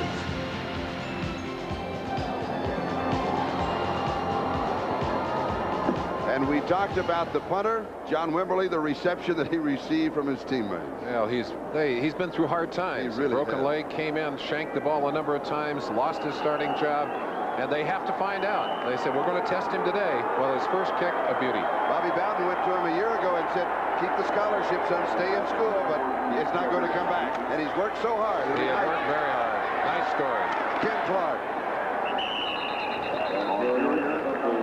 For Nebraska, Charlie, it's a very simple process. They got to get back on track right now. And speaking about getting on track, right after this game, Championship Monday continues as we'll be on track right down to the Orange Bowl. Number 1 Colorado taking on number 4 Notre Dame in the ball game that could decide the national champion. Colorado breaking a 27-year-old stranglehold. Nebraska and Oklahoma, Big 8 championships. And the whole state of Colorado enjoyed the Buffalo's success. Here's the option of cutting back inside the 15 is Jerry Gutowski. Charlie, when your team has averaged 6.4 yards per rush all year long, you're not used to getting shut down. This defense for Florida State has been tough against this Nebraska offense today. And it'll be 3rd down and 2 at the 15-yard line. And the Huskers have made big plays. Flag is down. Ken Clark will pick up the first down. He needed a couple, but let's go back to the flag. It's going to be a motion call against Nebraska. Big Doug Glazier got moving a little too early from his right tackle position. The All-American, I think, was the man charged for being in motion too quickly.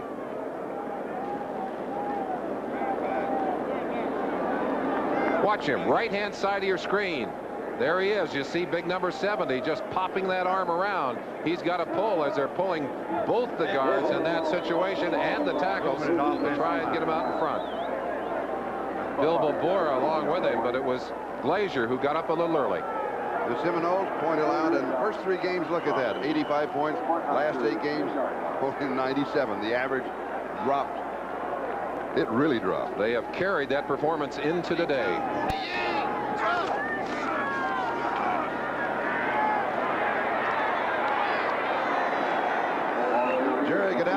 Eric Hayes with the tackle.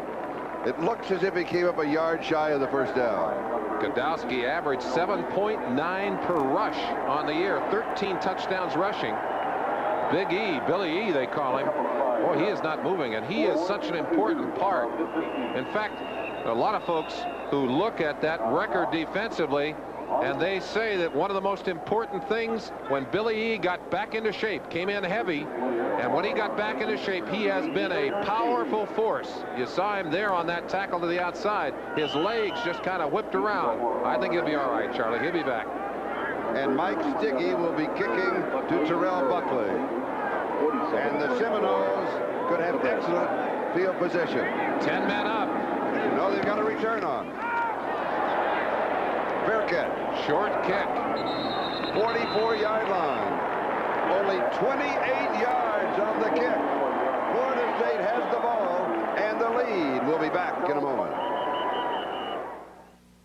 This new Chevrolet Lumina Coupe just helped Chevy do what no other car company has ever done before. Win the NASCAR Manufacturers Championship for the 7th year in a row. Nobody's winning like the heartbeat of America. There's a thin line between being good and being the best. Over the last 3 decades, Chevrolet's crossed it more than anyone. Nobody's winning like the heartbeat of America.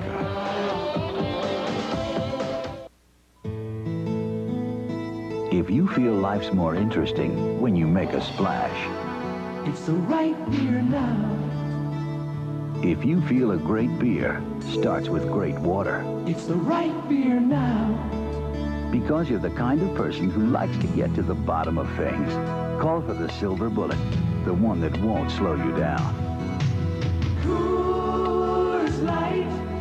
It's the right beer now.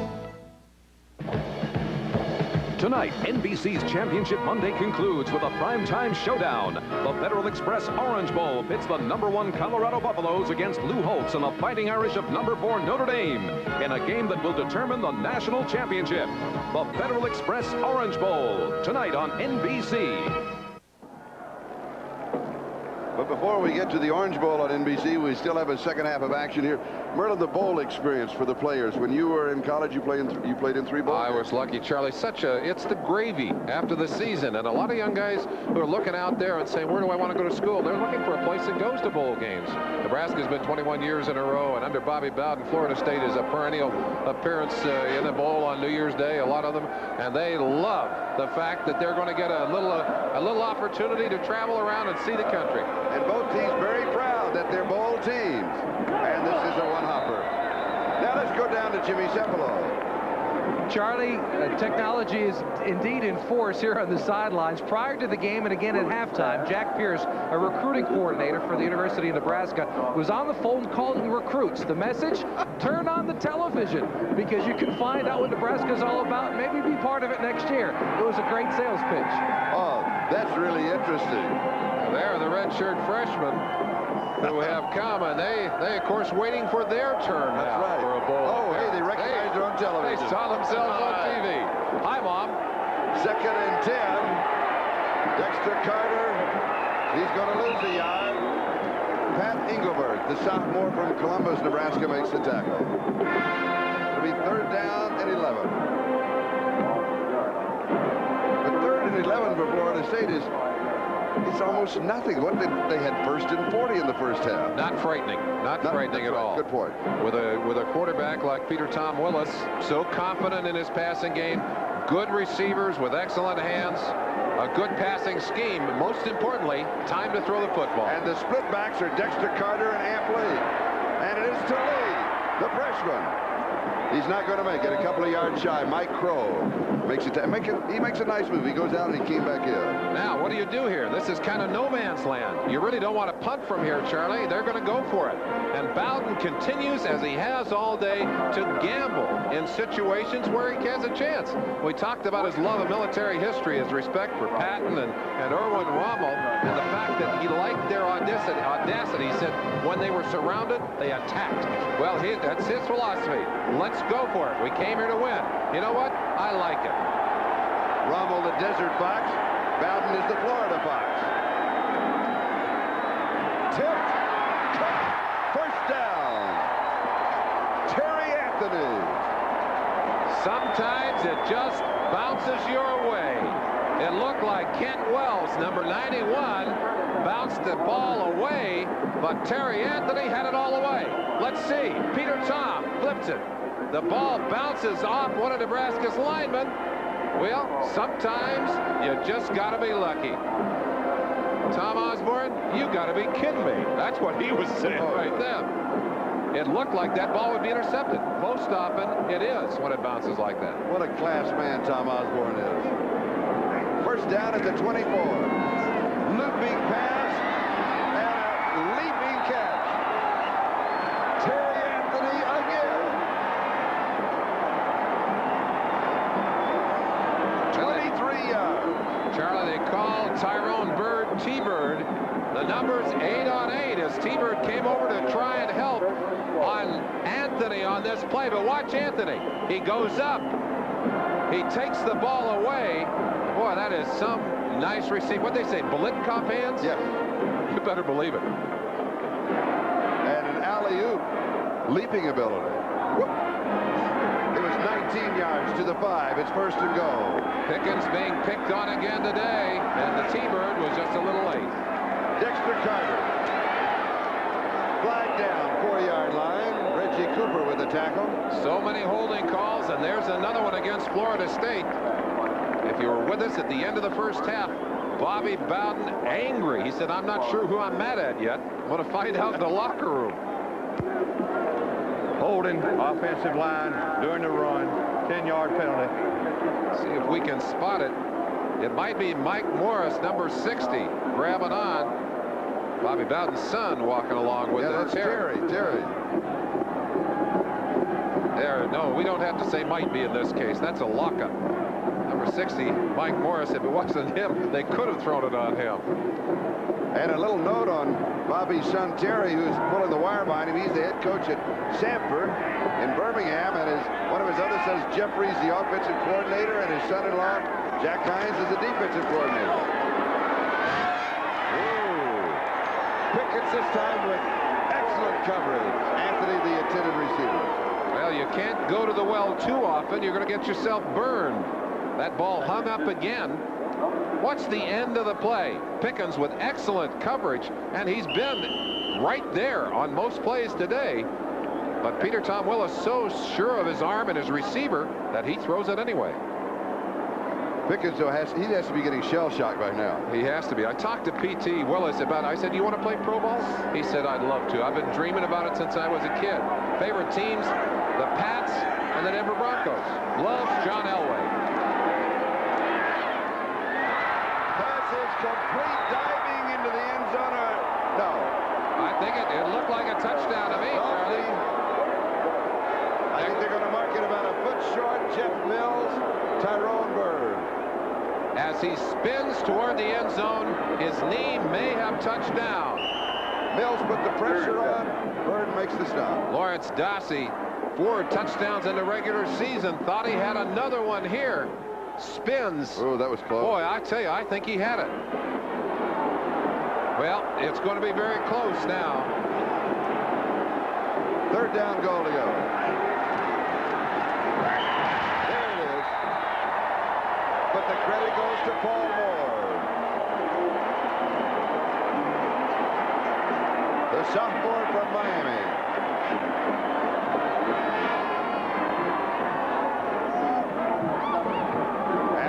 State goes up 27-10 with the extra point to come.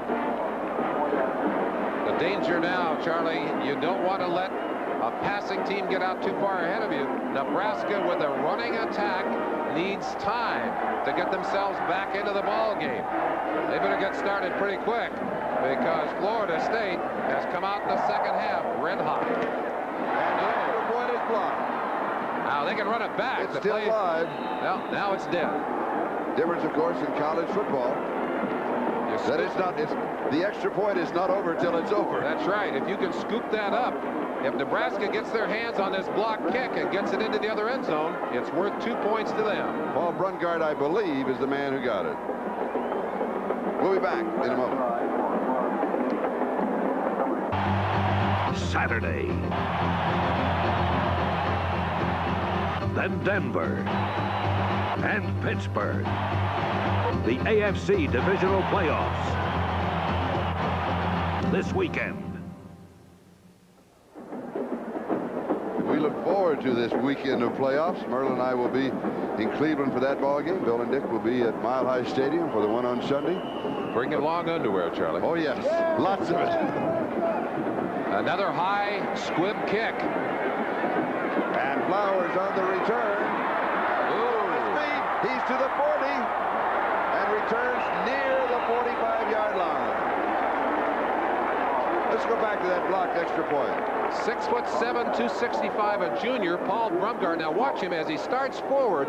The offensive linemen come up underneath him, actually lift him. He reaches high. Boy, he just swats that one down. But you try to put the big man inside. And Brungard, using all 6'7" and long arms, you see the length of those arms. That ball kicked a little bit low, but he was way up in the air. Nebraska now, first down at their own 44. They need to score here. They need a quick drive. A pick-me-up. Reverse. Tight end reverse. William Washington, a tight end Ruski. Well, I think a tight end reverse. Not many people fooled on that play. Washington will come from the right-hand side of your picture, and look how many Seminoles are waiting for him at the pass. Right there, that's Ostazuski, 74, 44. That's John White, a whole army of them. And for the season, that is Washington's first rush. Second and 14, pressure on a play-action fake. It's complete to Carpenter. And he's going to pick up about 4 or 5. And he is hit by John White. The continuing story of John Weiss, he comes off, he may have hurt the shoulder a little bit, but on the knee after, you know, he had all the broken leg broken in 7 places, and he worked, and he would go out in the stadium and run at night alone, and the pain was so bad that you could hear him screaming from outside the stadium. A comeback that nobody thought was possible, and yet this young man did it. They thought he'd never walk without a horrible limp. He's playing football again. Third down and 10, here's a blitz. Time that Godowski has been sacked. Anthony Moss got him this time. Moss and Shelton Thompson. And Charlie, this is the problem you have. If all of your passing attack or your base attack is based on your ability to run the football and then run play action, when you're forced to throw the ball in a drop back situation, you're really not comfortable. And you get taken advantage of like that. Great pass rush. Great pass rush. And Mike Stiggy will be kicking to Terrell Buckley. And the Seminoles set up as if they're going to pressure. They're coming.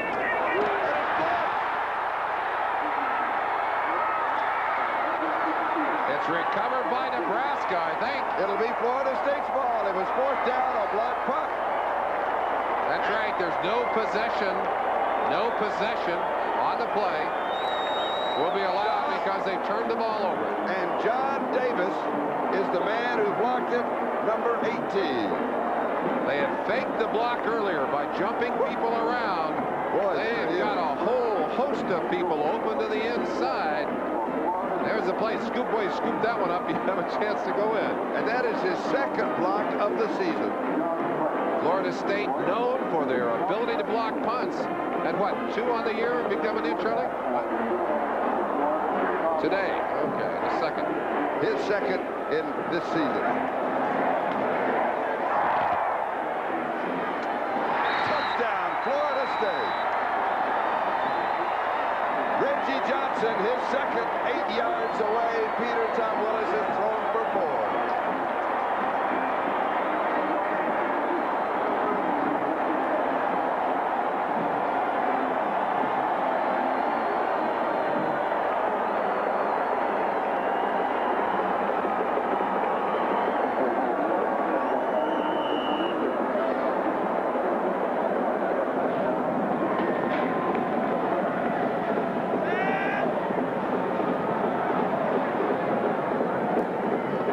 The extra point is good. And Florida State goes up 34-10. The block punt puts them in great field position. The precision passing of Peter Tom Willis and a very open Reggie Johnson. The Seminoles lead it 34-10. At dusk as the Valley of the Sun starts another decade.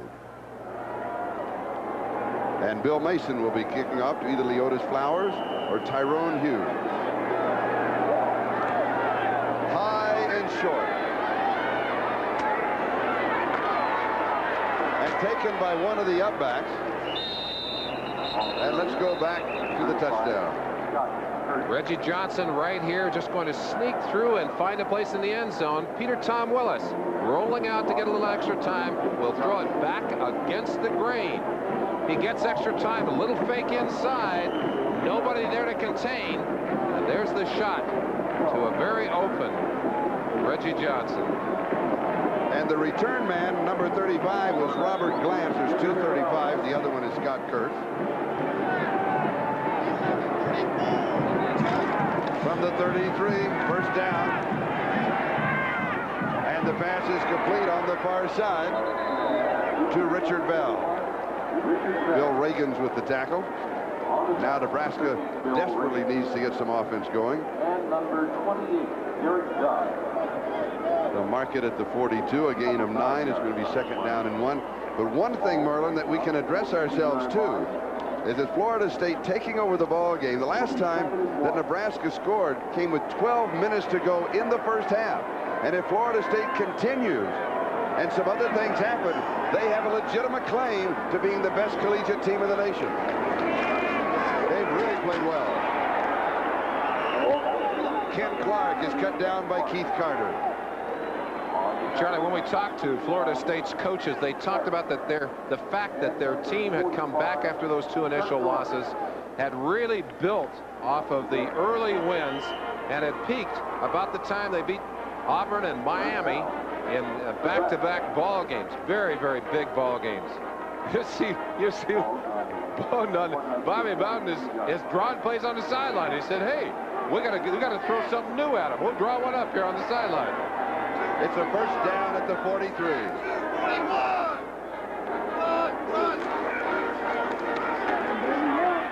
And Clark is tripped up. Let me finish that thought, Charlie. The coaches felt that this team had kind of peaked after Miami and did not get any better, and they were worried that they may have lost some of their momentum. Well, they certainly did not. The chemistry has been good today. The big plays that they had hoped to see have really been there, both offensively and defensively. Right now, Tom Osborne needs to see a couple of big plays. 2nd and 10 at the 43.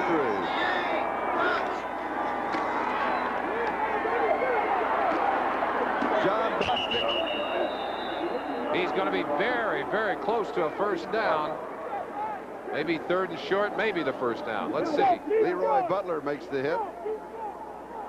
They expected Bostic to be a redshirt this year, but he came on and really has performed well.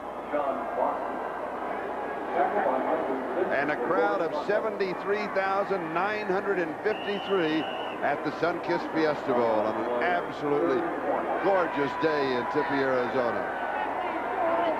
Nice shot from the MetLife flank. 3rd down, about a foot. There's the first down. And Clark had to spin to hang on to the football. I think we got a face, Charlie, we got a face mask call in there, though. That's going to move it back. Looked like one of the Florida State players just reached out and grabbed the mask. Might have been Big E, Billy E, Eric Hayes. Incidental face mask, 5 yards. Defensive team, first down. So the ball will move down to the 38. It is Eric Hayes, number 78, coming in from the inside. Watch him as he sneaks back inside. He did not use the mask to tackle a man, but that's all he could get his hands on. First down, Nebraska. You're going deep, double coverage, almost. Morgan Gregory, who has scored the Cornhuskers' only touchdown, the intended receiver, McCorvey, and Dodge had the double coverage. They wanted the big one here. Monty Kratzenstein had snuck out. He was all alone on the left sideline. Godowski did not see him. Ball just barely overthrown, and Gregory might be hurt. Comes off holding that shoulder. That's a good pass, though. It was a good pass. Godowski can throw the football. There's no question about that. 42, 48, Fumble on the exchange. We talked about the early snap. Another turnover. Florida State has it. Charlie, I think the early snap just burned him again. I think the center had that ball up too quick. Let's see if we can see it. Watch 93 Sheldon Thomas, who... That may be unfair to the center, Jake Young, because that ball just never got into the hands of Godowski. Did not look like it was that early as a snap. 4 turnovers by Nebraska. We'll be back in a moment. 9-2, struggling against Southern Mississippi and Clemson, and then LSU, Tulane, Syracuse, Virginia Tech. And they continued. Oh, look at that. Auburn, Miami, South Carolina, Memphis State, and at Florida. Big, big games. Well, the streak continues today, Charlie. They've shown how tough they are. Good faking Peter Tom Willis. They want more, and they're going to get it. Ron Lewis with the reception. Another big play by Florida State. Tahan Lewis makes the tackle, 37 yards. PT's statistics on the day continue to climb. They're going to have to min up a whole bunch of those hatchets. Ball slightly underthrown, but Lewis comes back and picks it right off the back of Tahan Lewis. Watch the end of the play. Great faking. Watching all the way. Good quarterback, but I got to tell you, Ron Lewis and Terry Anthony are two great wide receivers. You better believe it. Dexter Carter. He's got a yard. Mike Murray with the tackle. His numbers, a new Fiesta Bowl record. 393 yards, 4 touchdowns, and we still have 25 seconds to go in the third. Rewriting the record book. Wayne McDuffie talked about the fact that Peter Tom Willis's performance this year in part due to the work done by Daryl Dickey, the quarterback coach.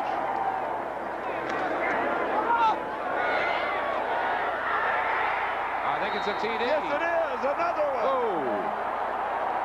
24 yards. And Terry Anthony has his second of the game. And Peter Tom Willis has thrown for 5. Earlier in the year, he had 6 games where he passed for more than 300 yards.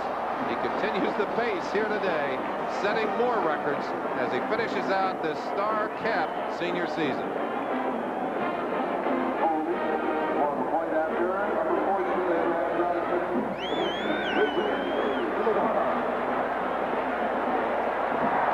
And the extra point is good. And let's watch some of that footwork by Peter Tom Willis. That's the thing that Daryl Dickey, the quarterback coach, came in and worked with him on. Getting his feet set so that he could throw the good pass. Right there. Well, not perfect foot action, but look at the pass. Boy, what a great reception. Blittenkopf had set records at Florida State University. They talked about this young man, Terry Anthony, as having Blittenkopf hands. He has shown them many times today. And you saw the numbers and the stars, the Fiesta Bowl record. Well, he broke Danny McManus's record of Florida State that he set 2 years ago against Nebraska. Danny is saying, good. I thought he'd leave 1 or 2 of my records intact. Both our quarterbacks today. Godowski has also rewritten the record book, but today has been P.T. Willis's day. 2 seconds left to go in the third.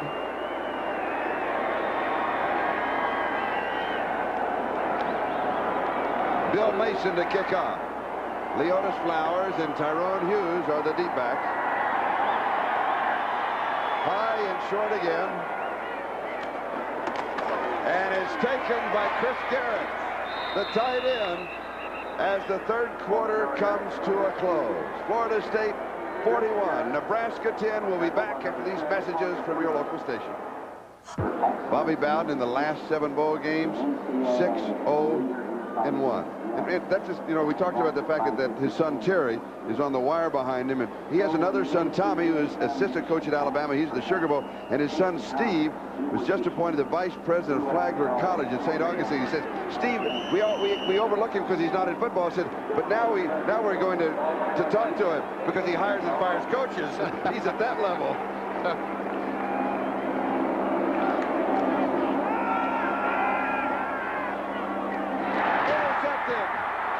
Leroy Butler. Butler to the 16-yard line. There's a flag down at the 36. Carpenter with the tackle. 39 yards on the return. We'll check out the flag. And we've got a second flag down at the end of the play, too, so a pair of flags to deal with.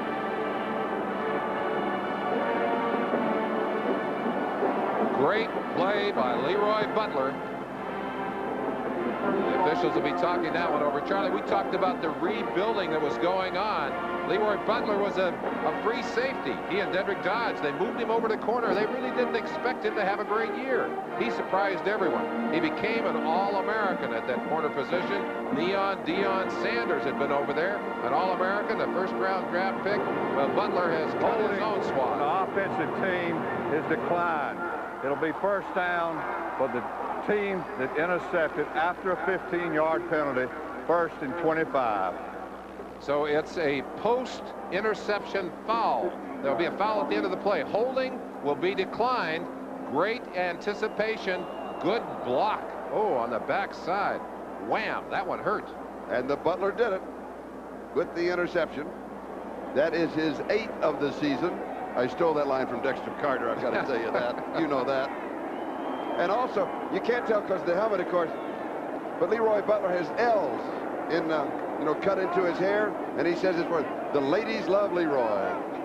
Well, a lot of folks are going to love Leroy after today. They're marking off the 15-yard penalty. Now, this was assessed after the first down was achieved, so it's going to be 1st and 25. Someone got a little rambunctious down there for Florida State toward the end of that play. And the ball spotted at the Nebraska 37-yard line, just outside. They'll mark it to 38.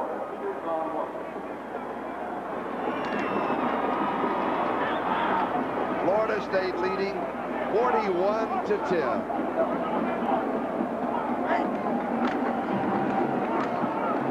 Double reverse. Well defense.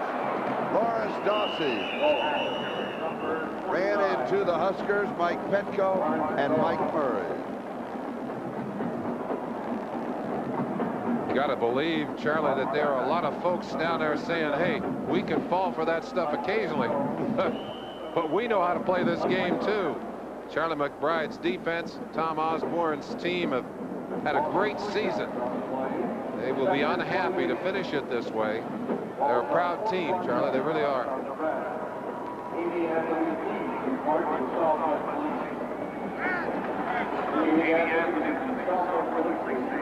2nd and 28 at the 41. Peter Thomas' flag is down.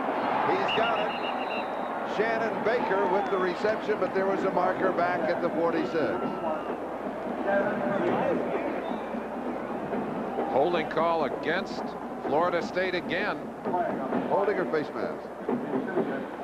Didn't see the signal. Was it face mask?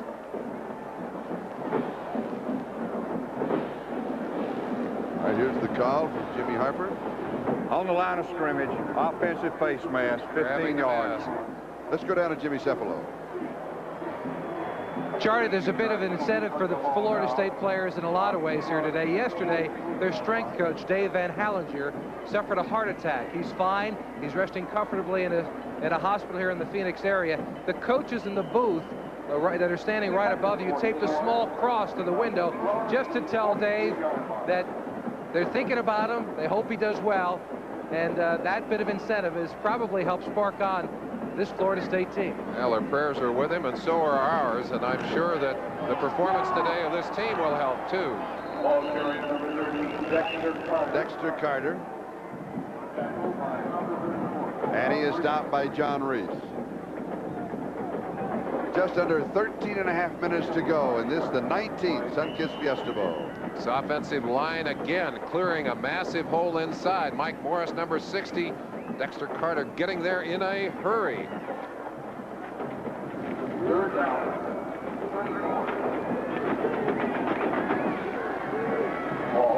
To pick up the first down, Florida State must go to the 13-yard line. Ball is loose, and Nebraska has it. All right, Charlie, I think they're going to say his arm had started forward. Peter Tom Willis's arm started forward. They're going to call it an incomplete pass. Jeff Mills was there along with Kent Wells. Watch the action of the arm. The quarterback will start his arm forward. It's hit as it moves forward right there. I'm not so sure. not reviewable. I'm not so sure. I think the ball was knocked away clean. Charlie, but I think started back. There's a difference in college football. If the arm is moving forward, they will give the benefit to the quarterback. But I would agree with you that he may have knocked it out before it was even a pass motion. And John Wimberly is second punt, and everybody is coming. He gets a good one up. It's taken by Tyrone Hughes, and he returns to the 23-yard line. 12:46, time remaining, and we'll be back in a moment.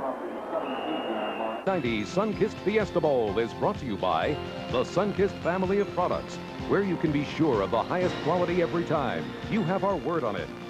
By Ford and your Ford dealer. Have you driven a Ford lately? And by Ultra Slim Fast. Give us a week. We'll take off the weight. This is Charlie Jones and Merlin Olsen.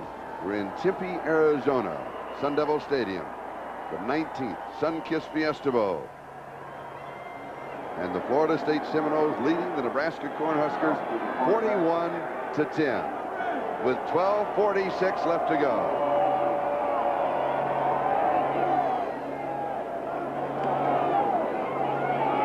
And a double reverse. And Tyrone Hughes is dropped by James Chaney. Florida State Seminoles last 9 games. That is to this point in time. They have outscored their opponents 344-107 against 6 defensive teams ranked in the top 8. Now Nebraska's the number 8 team. The number 8 team, so you get a feeling for the quality and the reason that Bobby Bowden feels that his team deserves to be ranked higher than they are. And you know what? I think we would agree with him. Yes. And all who have watched his team perform today would certainly have some evidence.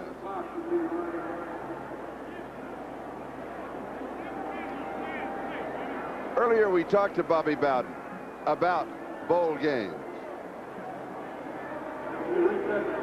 I do not prefer the playoffs. I like the bowls. Now, if they could ever work the playoffs within the bowls, I might be for that, but I don't see how they could ever do that. No, the bowls are American heritage. As long as I can remember football, I remember bowls, and I'm not ready to see that go. And I think he's making a statement in this bowl game. Well, listen, if you can play as well in bowl games as Bobby Bowden's teams have played, you might feel that way about bowl games too.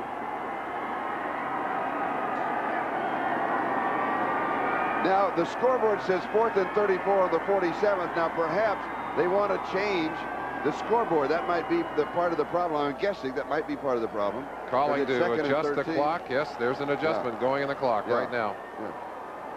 On that clock, it says 15 minutes.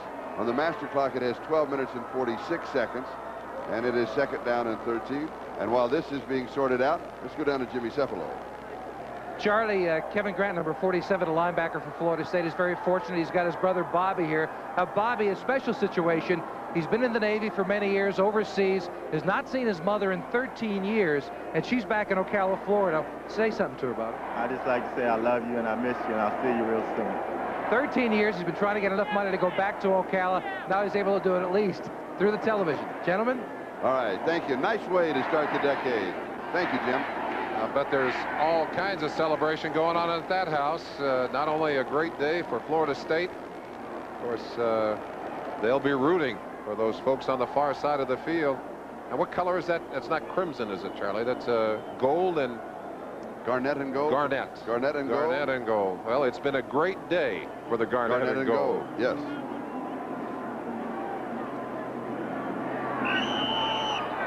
And, of course, be sure to stay with us as we'll be going on to the Orange Bowl. Colorado, the Buffalo, against the Fighting Irish of Notre Dame. And they know this statement has been made by Florida State. Look for another great one on NBC. Diving reception by Chris Garrett. And he has it at the 36-yard line. He'll pick up the first down. Leon Fowler had the coverage and a gain of 16. And there is the Orange Bowl, number 1 Colorado against number 4 Notre Dame, coming up as Championship Monday continues on NBC. And we hope you had a chance to see the halftime features that Bob Costas had for you during our ball game, setting up all the action, the 2 team reports. as we'll be going to the Orange Bowl. Right after we're through here, John Bostic pulls it down, and Bill Reagans pulls him down. Oh, yes, we're making the statement. Number 1, yes. Did I see one of the twins in there in that group? I still can't tell them apart. The Ostazuki twin, yes. I'll tell you, it was funny that Henry and Joe, one had a mustache that he shaved it off, and we had no chance. I talked to them about being able to pick them apart, and Joe told me, he said, it's easy. He said, Henry's got a mustache. Well, yesterday, Henry shaved off his mustache, and I said, now what do I do? Well, it helps that they wear different numbers, Charlie.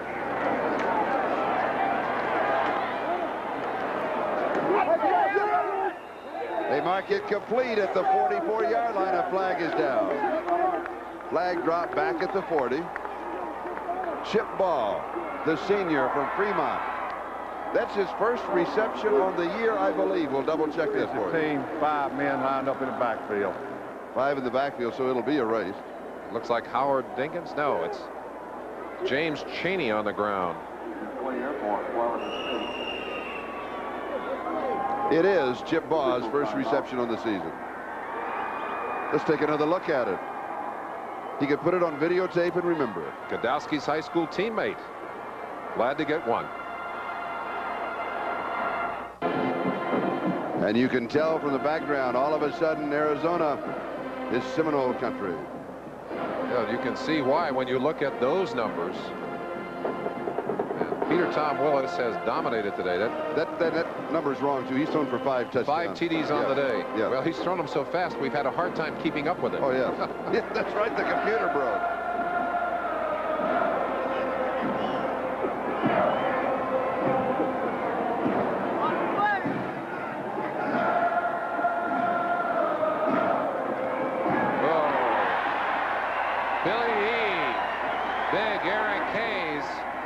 Dropping Leotis Flowers.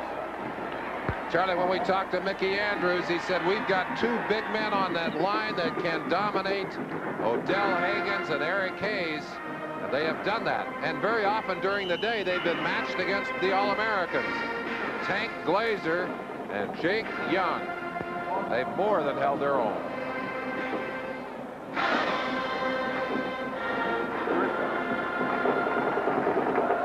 Time remaining just over 10 minutes, and it's Florida State 41, Nebraska 10. Godowski pump fake, then he throws, and it's incomplete. He was looking to Tyrone Hughes. Hughes had come back as a flag. Hughes, I believe, had come back to help him, and he really wanted to wave him deep. I think we're going to get a call against Errol McCorvey on that play. Took a shot at Tyrone Hughes after the ball had gone by him. Doesn't make any sense to do that.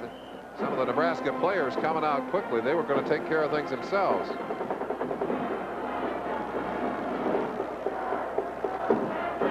The officials from the Southeastern Conference, the referee is Jimmy Harper. After the play is over, a dead ball, personal foul, 15-yard penalty, defensive team. It'll be an automatic first down, 15 from the previous spot. Tyrone Hughes had lost his footing a little bit. There's no reason to take this hit. The play is dead. The play is dead. Oh, there was a little hit on the sideline, too. It could get dangerous over there. It could get dangerous.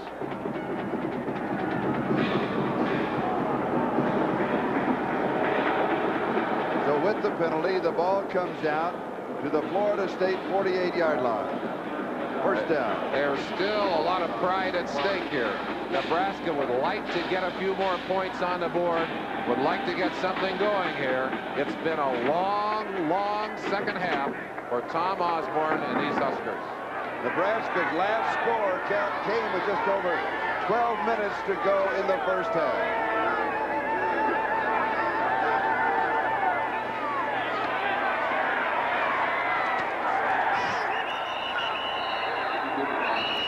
A loss of 2 by Godowski. Kurt Carruthers makes the tackle, and we have an injured player. Eric Hayes again. All right, let's take a look at all of the bowl scores. Auburn winning. Tennessee winning. Illinois winning. Those were all final. Rose Bowl, Michigan and USC in the third. They're tied at 10. And here with 9:33 and counting time remaining. 41-10. And coming up right after our ball game, Championship Monday continues at the Orange Bowl. Colorado and the Fighting Irish of Notre Dame.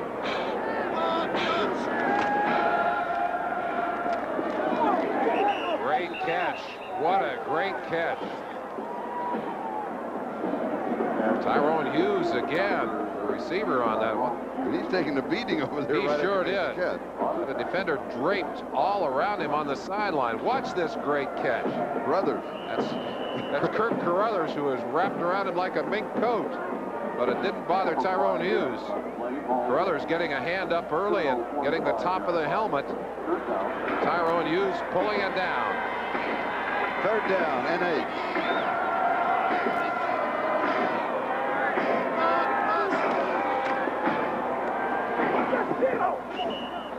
Nobody was there. I said it early, Charlie, that it's much more difficult to get a team like Nebraska back up to speed after you've stopped.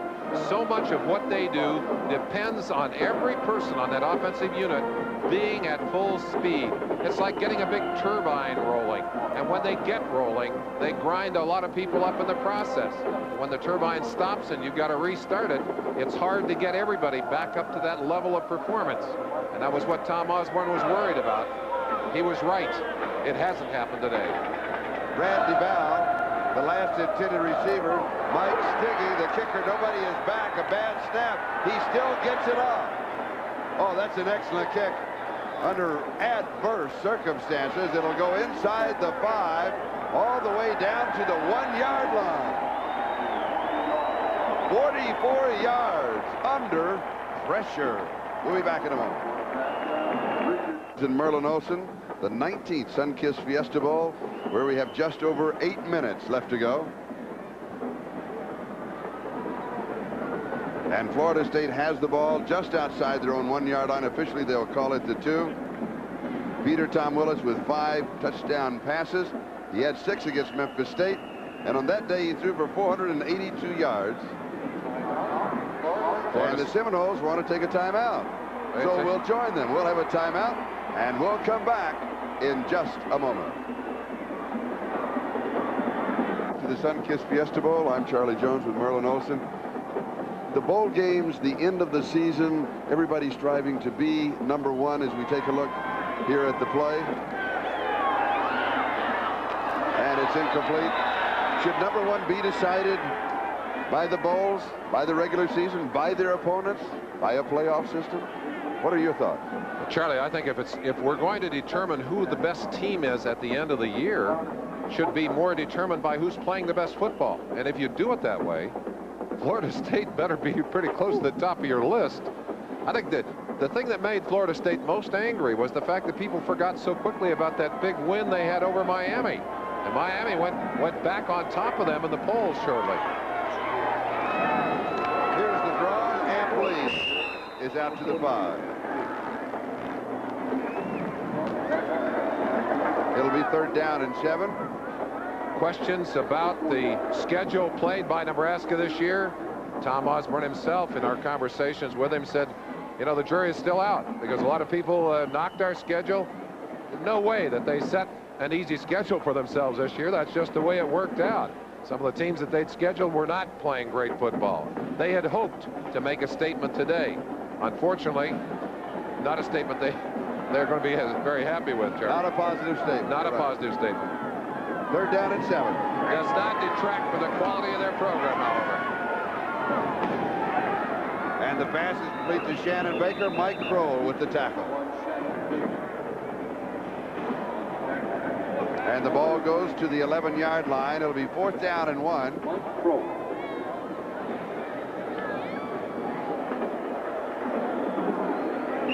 And the punting team will come out for Florida State. And the return team for Nebraska. Richard Bell and Tyrone Hughes are the 2 return men. And John Wimberly will be kicking. There are Bell and Hughes. They're calling timeout for Nebraska now. Apparently Not enough players on the field. 1, 2, 3, 4, 5, 6, 7, 8. No, there are 11. They have 11. They have 11.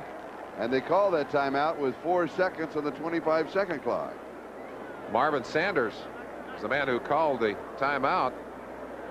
Tom Osborne said, no, we really don't need a timeout right now. What we need to do is get that football, see if we can put a few points on the board. Well, and it looks like we're going to get a new quarterback. Mickey Joseph, sophomore out of Marion, Louisiana. He has completed 4 out of 12 passes this year. Good kick. Takes a bounce. Hughes has it off of the bounce, and he is swarmed. 41 yards on the kick, and Bill Reagans was down on the coverage. We'll be back in just a moment.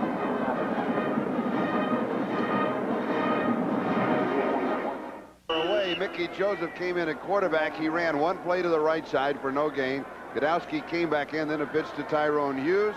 That took the ball up to the 49-yard line, and it will be 3rd down and 8 right now.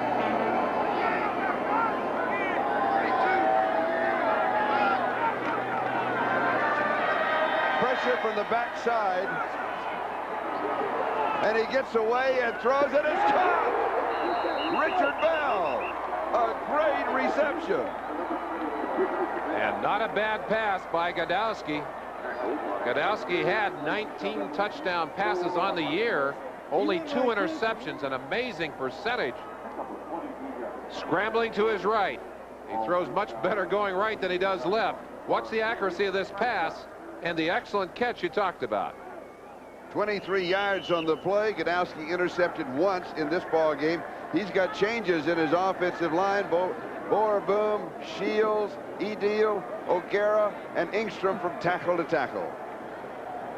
Tom Osborne wanting to get a lot of the troops into this ball game, give them a taste of the bowl experience. I think we'll see a lot of faces before the day is over now. First down at the 28. And back pass.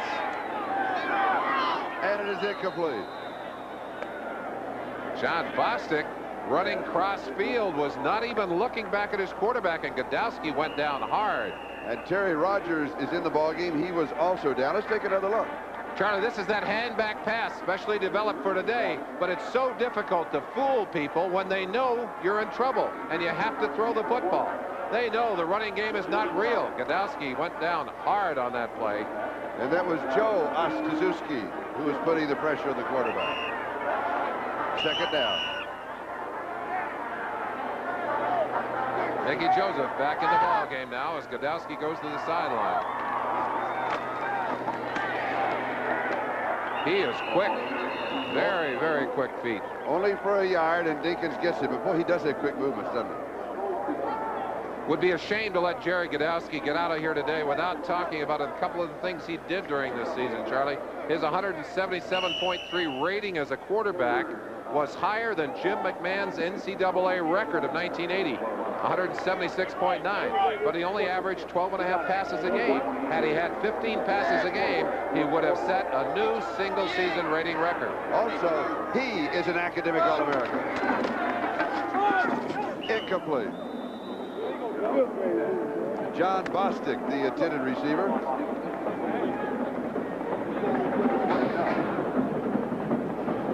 Bostic, the Washington Prep Player of the Year from out there in Bellevue, Washington. Charlie, one of the things I think that hurts Nebraska, the fact that they play all of their games on artificial turf. This is the only game they have played all year on natural turf. Last year, the only game they played on natural turf, UCLA. I mean, it's not a big deal, but it certainly is not going to make you more comfortable.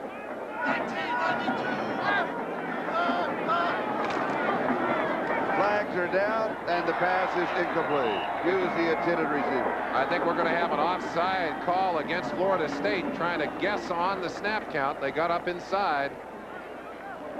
And we're inside of 4 minutes, 3:48, time remaining. Nebraska scored a touchdown on their first possession, and they had a punt Ruski in the middle of it. And then this is their 13th straight possession. Violation neutral zone, defensive team. Be 4th down, replay the down. This is their 13th straight possession since then without a touchdown. They did pick up a field goal.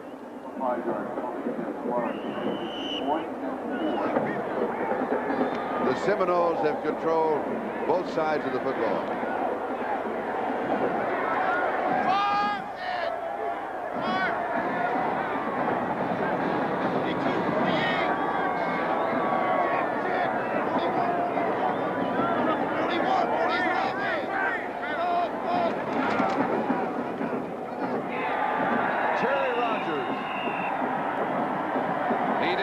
Chance.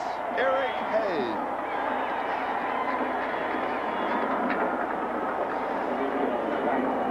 I talked to Eric Hayes yesterday.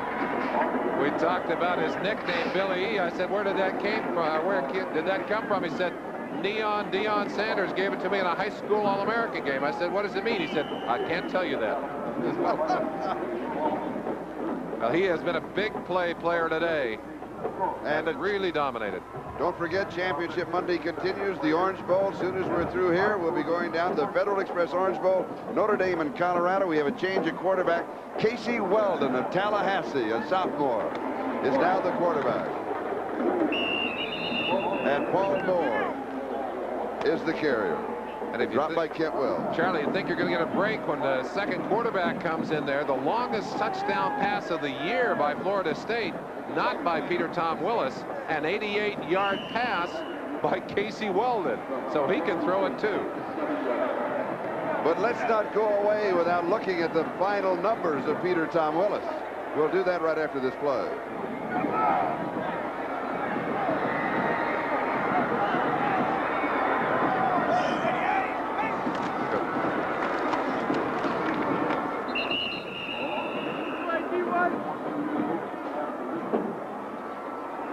And amply, and the numbers of Peter Tom Willis.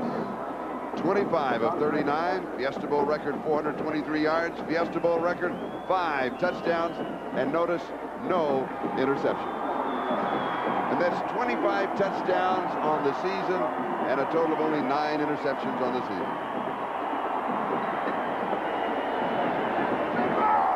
I'll vote for my most valuable player. Will you join me? I don't think there's even a contest. That's right. It's unanimous. Casey Weldon. And it's incomplete.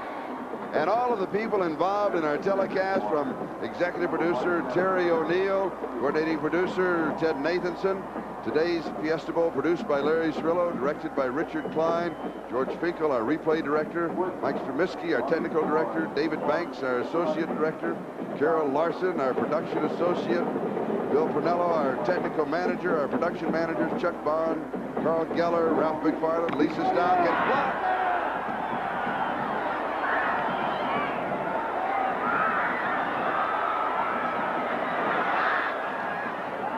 And Nebraska falls to the ball. Unblocked by number 18. Fran Bellini and Ellis Tooney are our stage manager, and Dennis Medition, our outstanding statistician. Charlie, if you're from Nebraska, you say, we can't even get this right. We get a block and we can't get it into the end zone. It looked like it would be picked up and carried in for a touchdown, but they couldn't get the handle on it. And this is all the people that made it fun and possible to start a new decade here on NBC. Chris Anderson and Brian Mand, our spotters. And Nebraska with an opportunity to end on a high note as Terry Rogers carries, and even more of our technical support. And as you can tell, it takes so many, many people to make all of it happen. And we have a crew waiting for you at the Orange Bowl in Miami that are just a minute 57 away, and they're getting anxious to get going down there. So be sure to stay with us, because Florida State has certainly made a statement here today. They really have. Be very proud of what they've done on the field. It would appear that Mike Kroll, the man to block that kick, Charlie. He's had a big day today.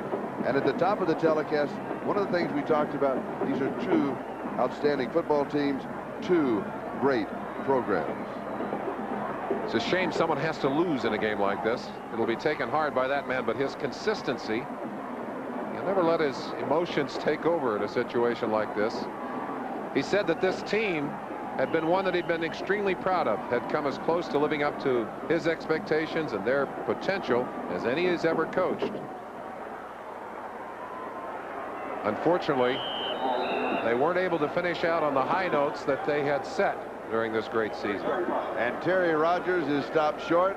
Oliver Strickland is there. You'd like to see him get it into the end zone, Yes, put a few would. more points up. You would, yes.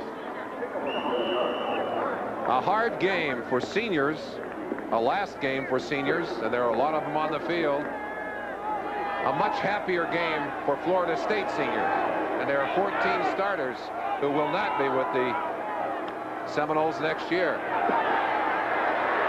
Mickey Joseph, does he make it? Yes, he does. From 2 yards out. A nice shot of Leroy Butler congratulating Mickey Joseph. Fake inside, nobody home. Young quarterbacks with good feet, good legs, like to run the football. Boy, he does a good job outrunning Kirk Carruthers to the corner. And watch it. And one of the officials, too. Exactly. Better get out of the road. You don't want to get cut down. Greg Barrios with Jerry Dunlap holding. Perfect snap by Roger Fiske.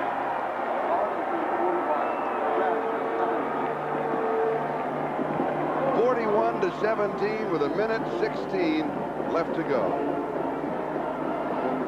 Got to be the longest fourth quarter of the year, maybe of all time, for these Nebraska players. Who do you like in the Orange Bowl? Notre Dame. I know. I just thought of that. Oh, I'm thinking. You know, that's. I'll tell you, that could really be an Charlie, I would love to have been in the Colorado situation if Notre Dame had still been #1. They were trying to take it away from them. Yes. I think it's harder to maintain a championship than it is to take one away from someone. I think it's nice to be motivated by that. We've got to get them emotionally, and that's the difference in the game. Easier to go after someone. It's been an emotional day for those gentlemen right there. Peter Tom Willis. And they have made a statement that we're #1. Well, and you got to love what they've been able to do today. Bobby Bowden saying, let's not get penalized now, moving his troops back along the sideline. Would you venture an onside kick here? Why not? Has to go 10 yards. They got it. They've got it. Did it go 10 yards or was it touched by a return man? They're saying it was touched by one of the return people, and I think it was. Travis Hill was there for Nebraska. It looked like Reggie Johnson, number 80, that may have touched that ball for Florida State, but one of the Florida State players had his hands on it. Let's watch the play. Just a little roller right down in front. Oh, it's 22 that gets his hands on it initially. Edgar Bennett. Edgar Bennett, fullback. Nebraska. Reggie Johnson, one of the players that tried to jump over there and recover it. Nebraska at their own 43 with 1:14.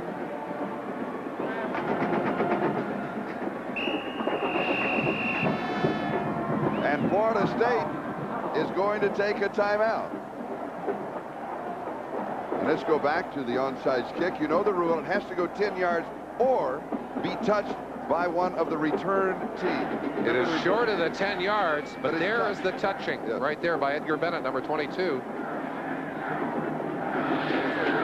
And Travis Hill, the freshman from Pearland, Texas. Backup linebacker.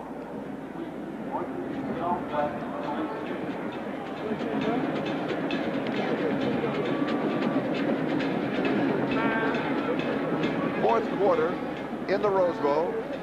The score still tied, Michigan and USC at 10. Now, if Michigan loses, Miami loses. How many people have to lose for Florida State to get that #1 spot? More than possible. More than there are possible. Well, I think maybe you're right. Mickey Joseph turns, fires, is there. He goes to John Bostic at the 45-yard line. The clock is stopped for the first down, moving the chains. Terrell Buckley making the tackle. What's up, Norman? Still over just a minute to go. The ball at the Florida State 45-yard line. Rogers spinning his way to the 42. Terry Rogers from National City, California, junior, son of the Heisman Trophy winner. Yes. Charlie, I think it would be right for us to take a moment to thank Pep Cooney and all of the Fiesta Bowl committee for their hospitality during this week. We've enjoyed the great festivities of this game, being a part of the action, being with these two teams, their fine academic people as well as their athletic people. And of course, Bruce Skinner, the executive director of the Sunkist Fiesta Bowl. Mickey Joseph stopped by Kurt Carruthers. And it might be a good idea, since it is the first day of the year, to wish everyone out there a most happy and prosperous beginning to this decade of the 90s. It's been a delightful time we've had this year. Yes. And it's not over yet. More football coming. It is incomplete, stopping the clock with 8 seconds. We have an offsides call against Florida State. Delay the play slightly. Eric Hayes, I think, a little eager. Meanwhile, all is in readiness at the Orange Bowl. Colorado and so hard waiting. Oh, defensive team, violation, neutral zone, 5-yard penalty. And Championship Monday will continue. We're only seconds away from Colorado and Notre Dame. The Buffaloes and the Fighting Irish, Dick Enberg and Bill Walsh are there.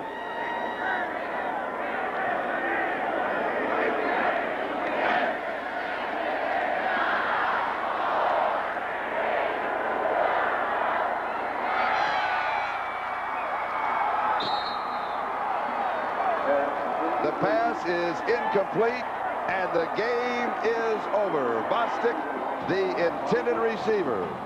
At the end of the first quarter, Nebraska led 7-0. Florida State led at halftime 21-10, and then 41-10 after 3, and the final is 41-17.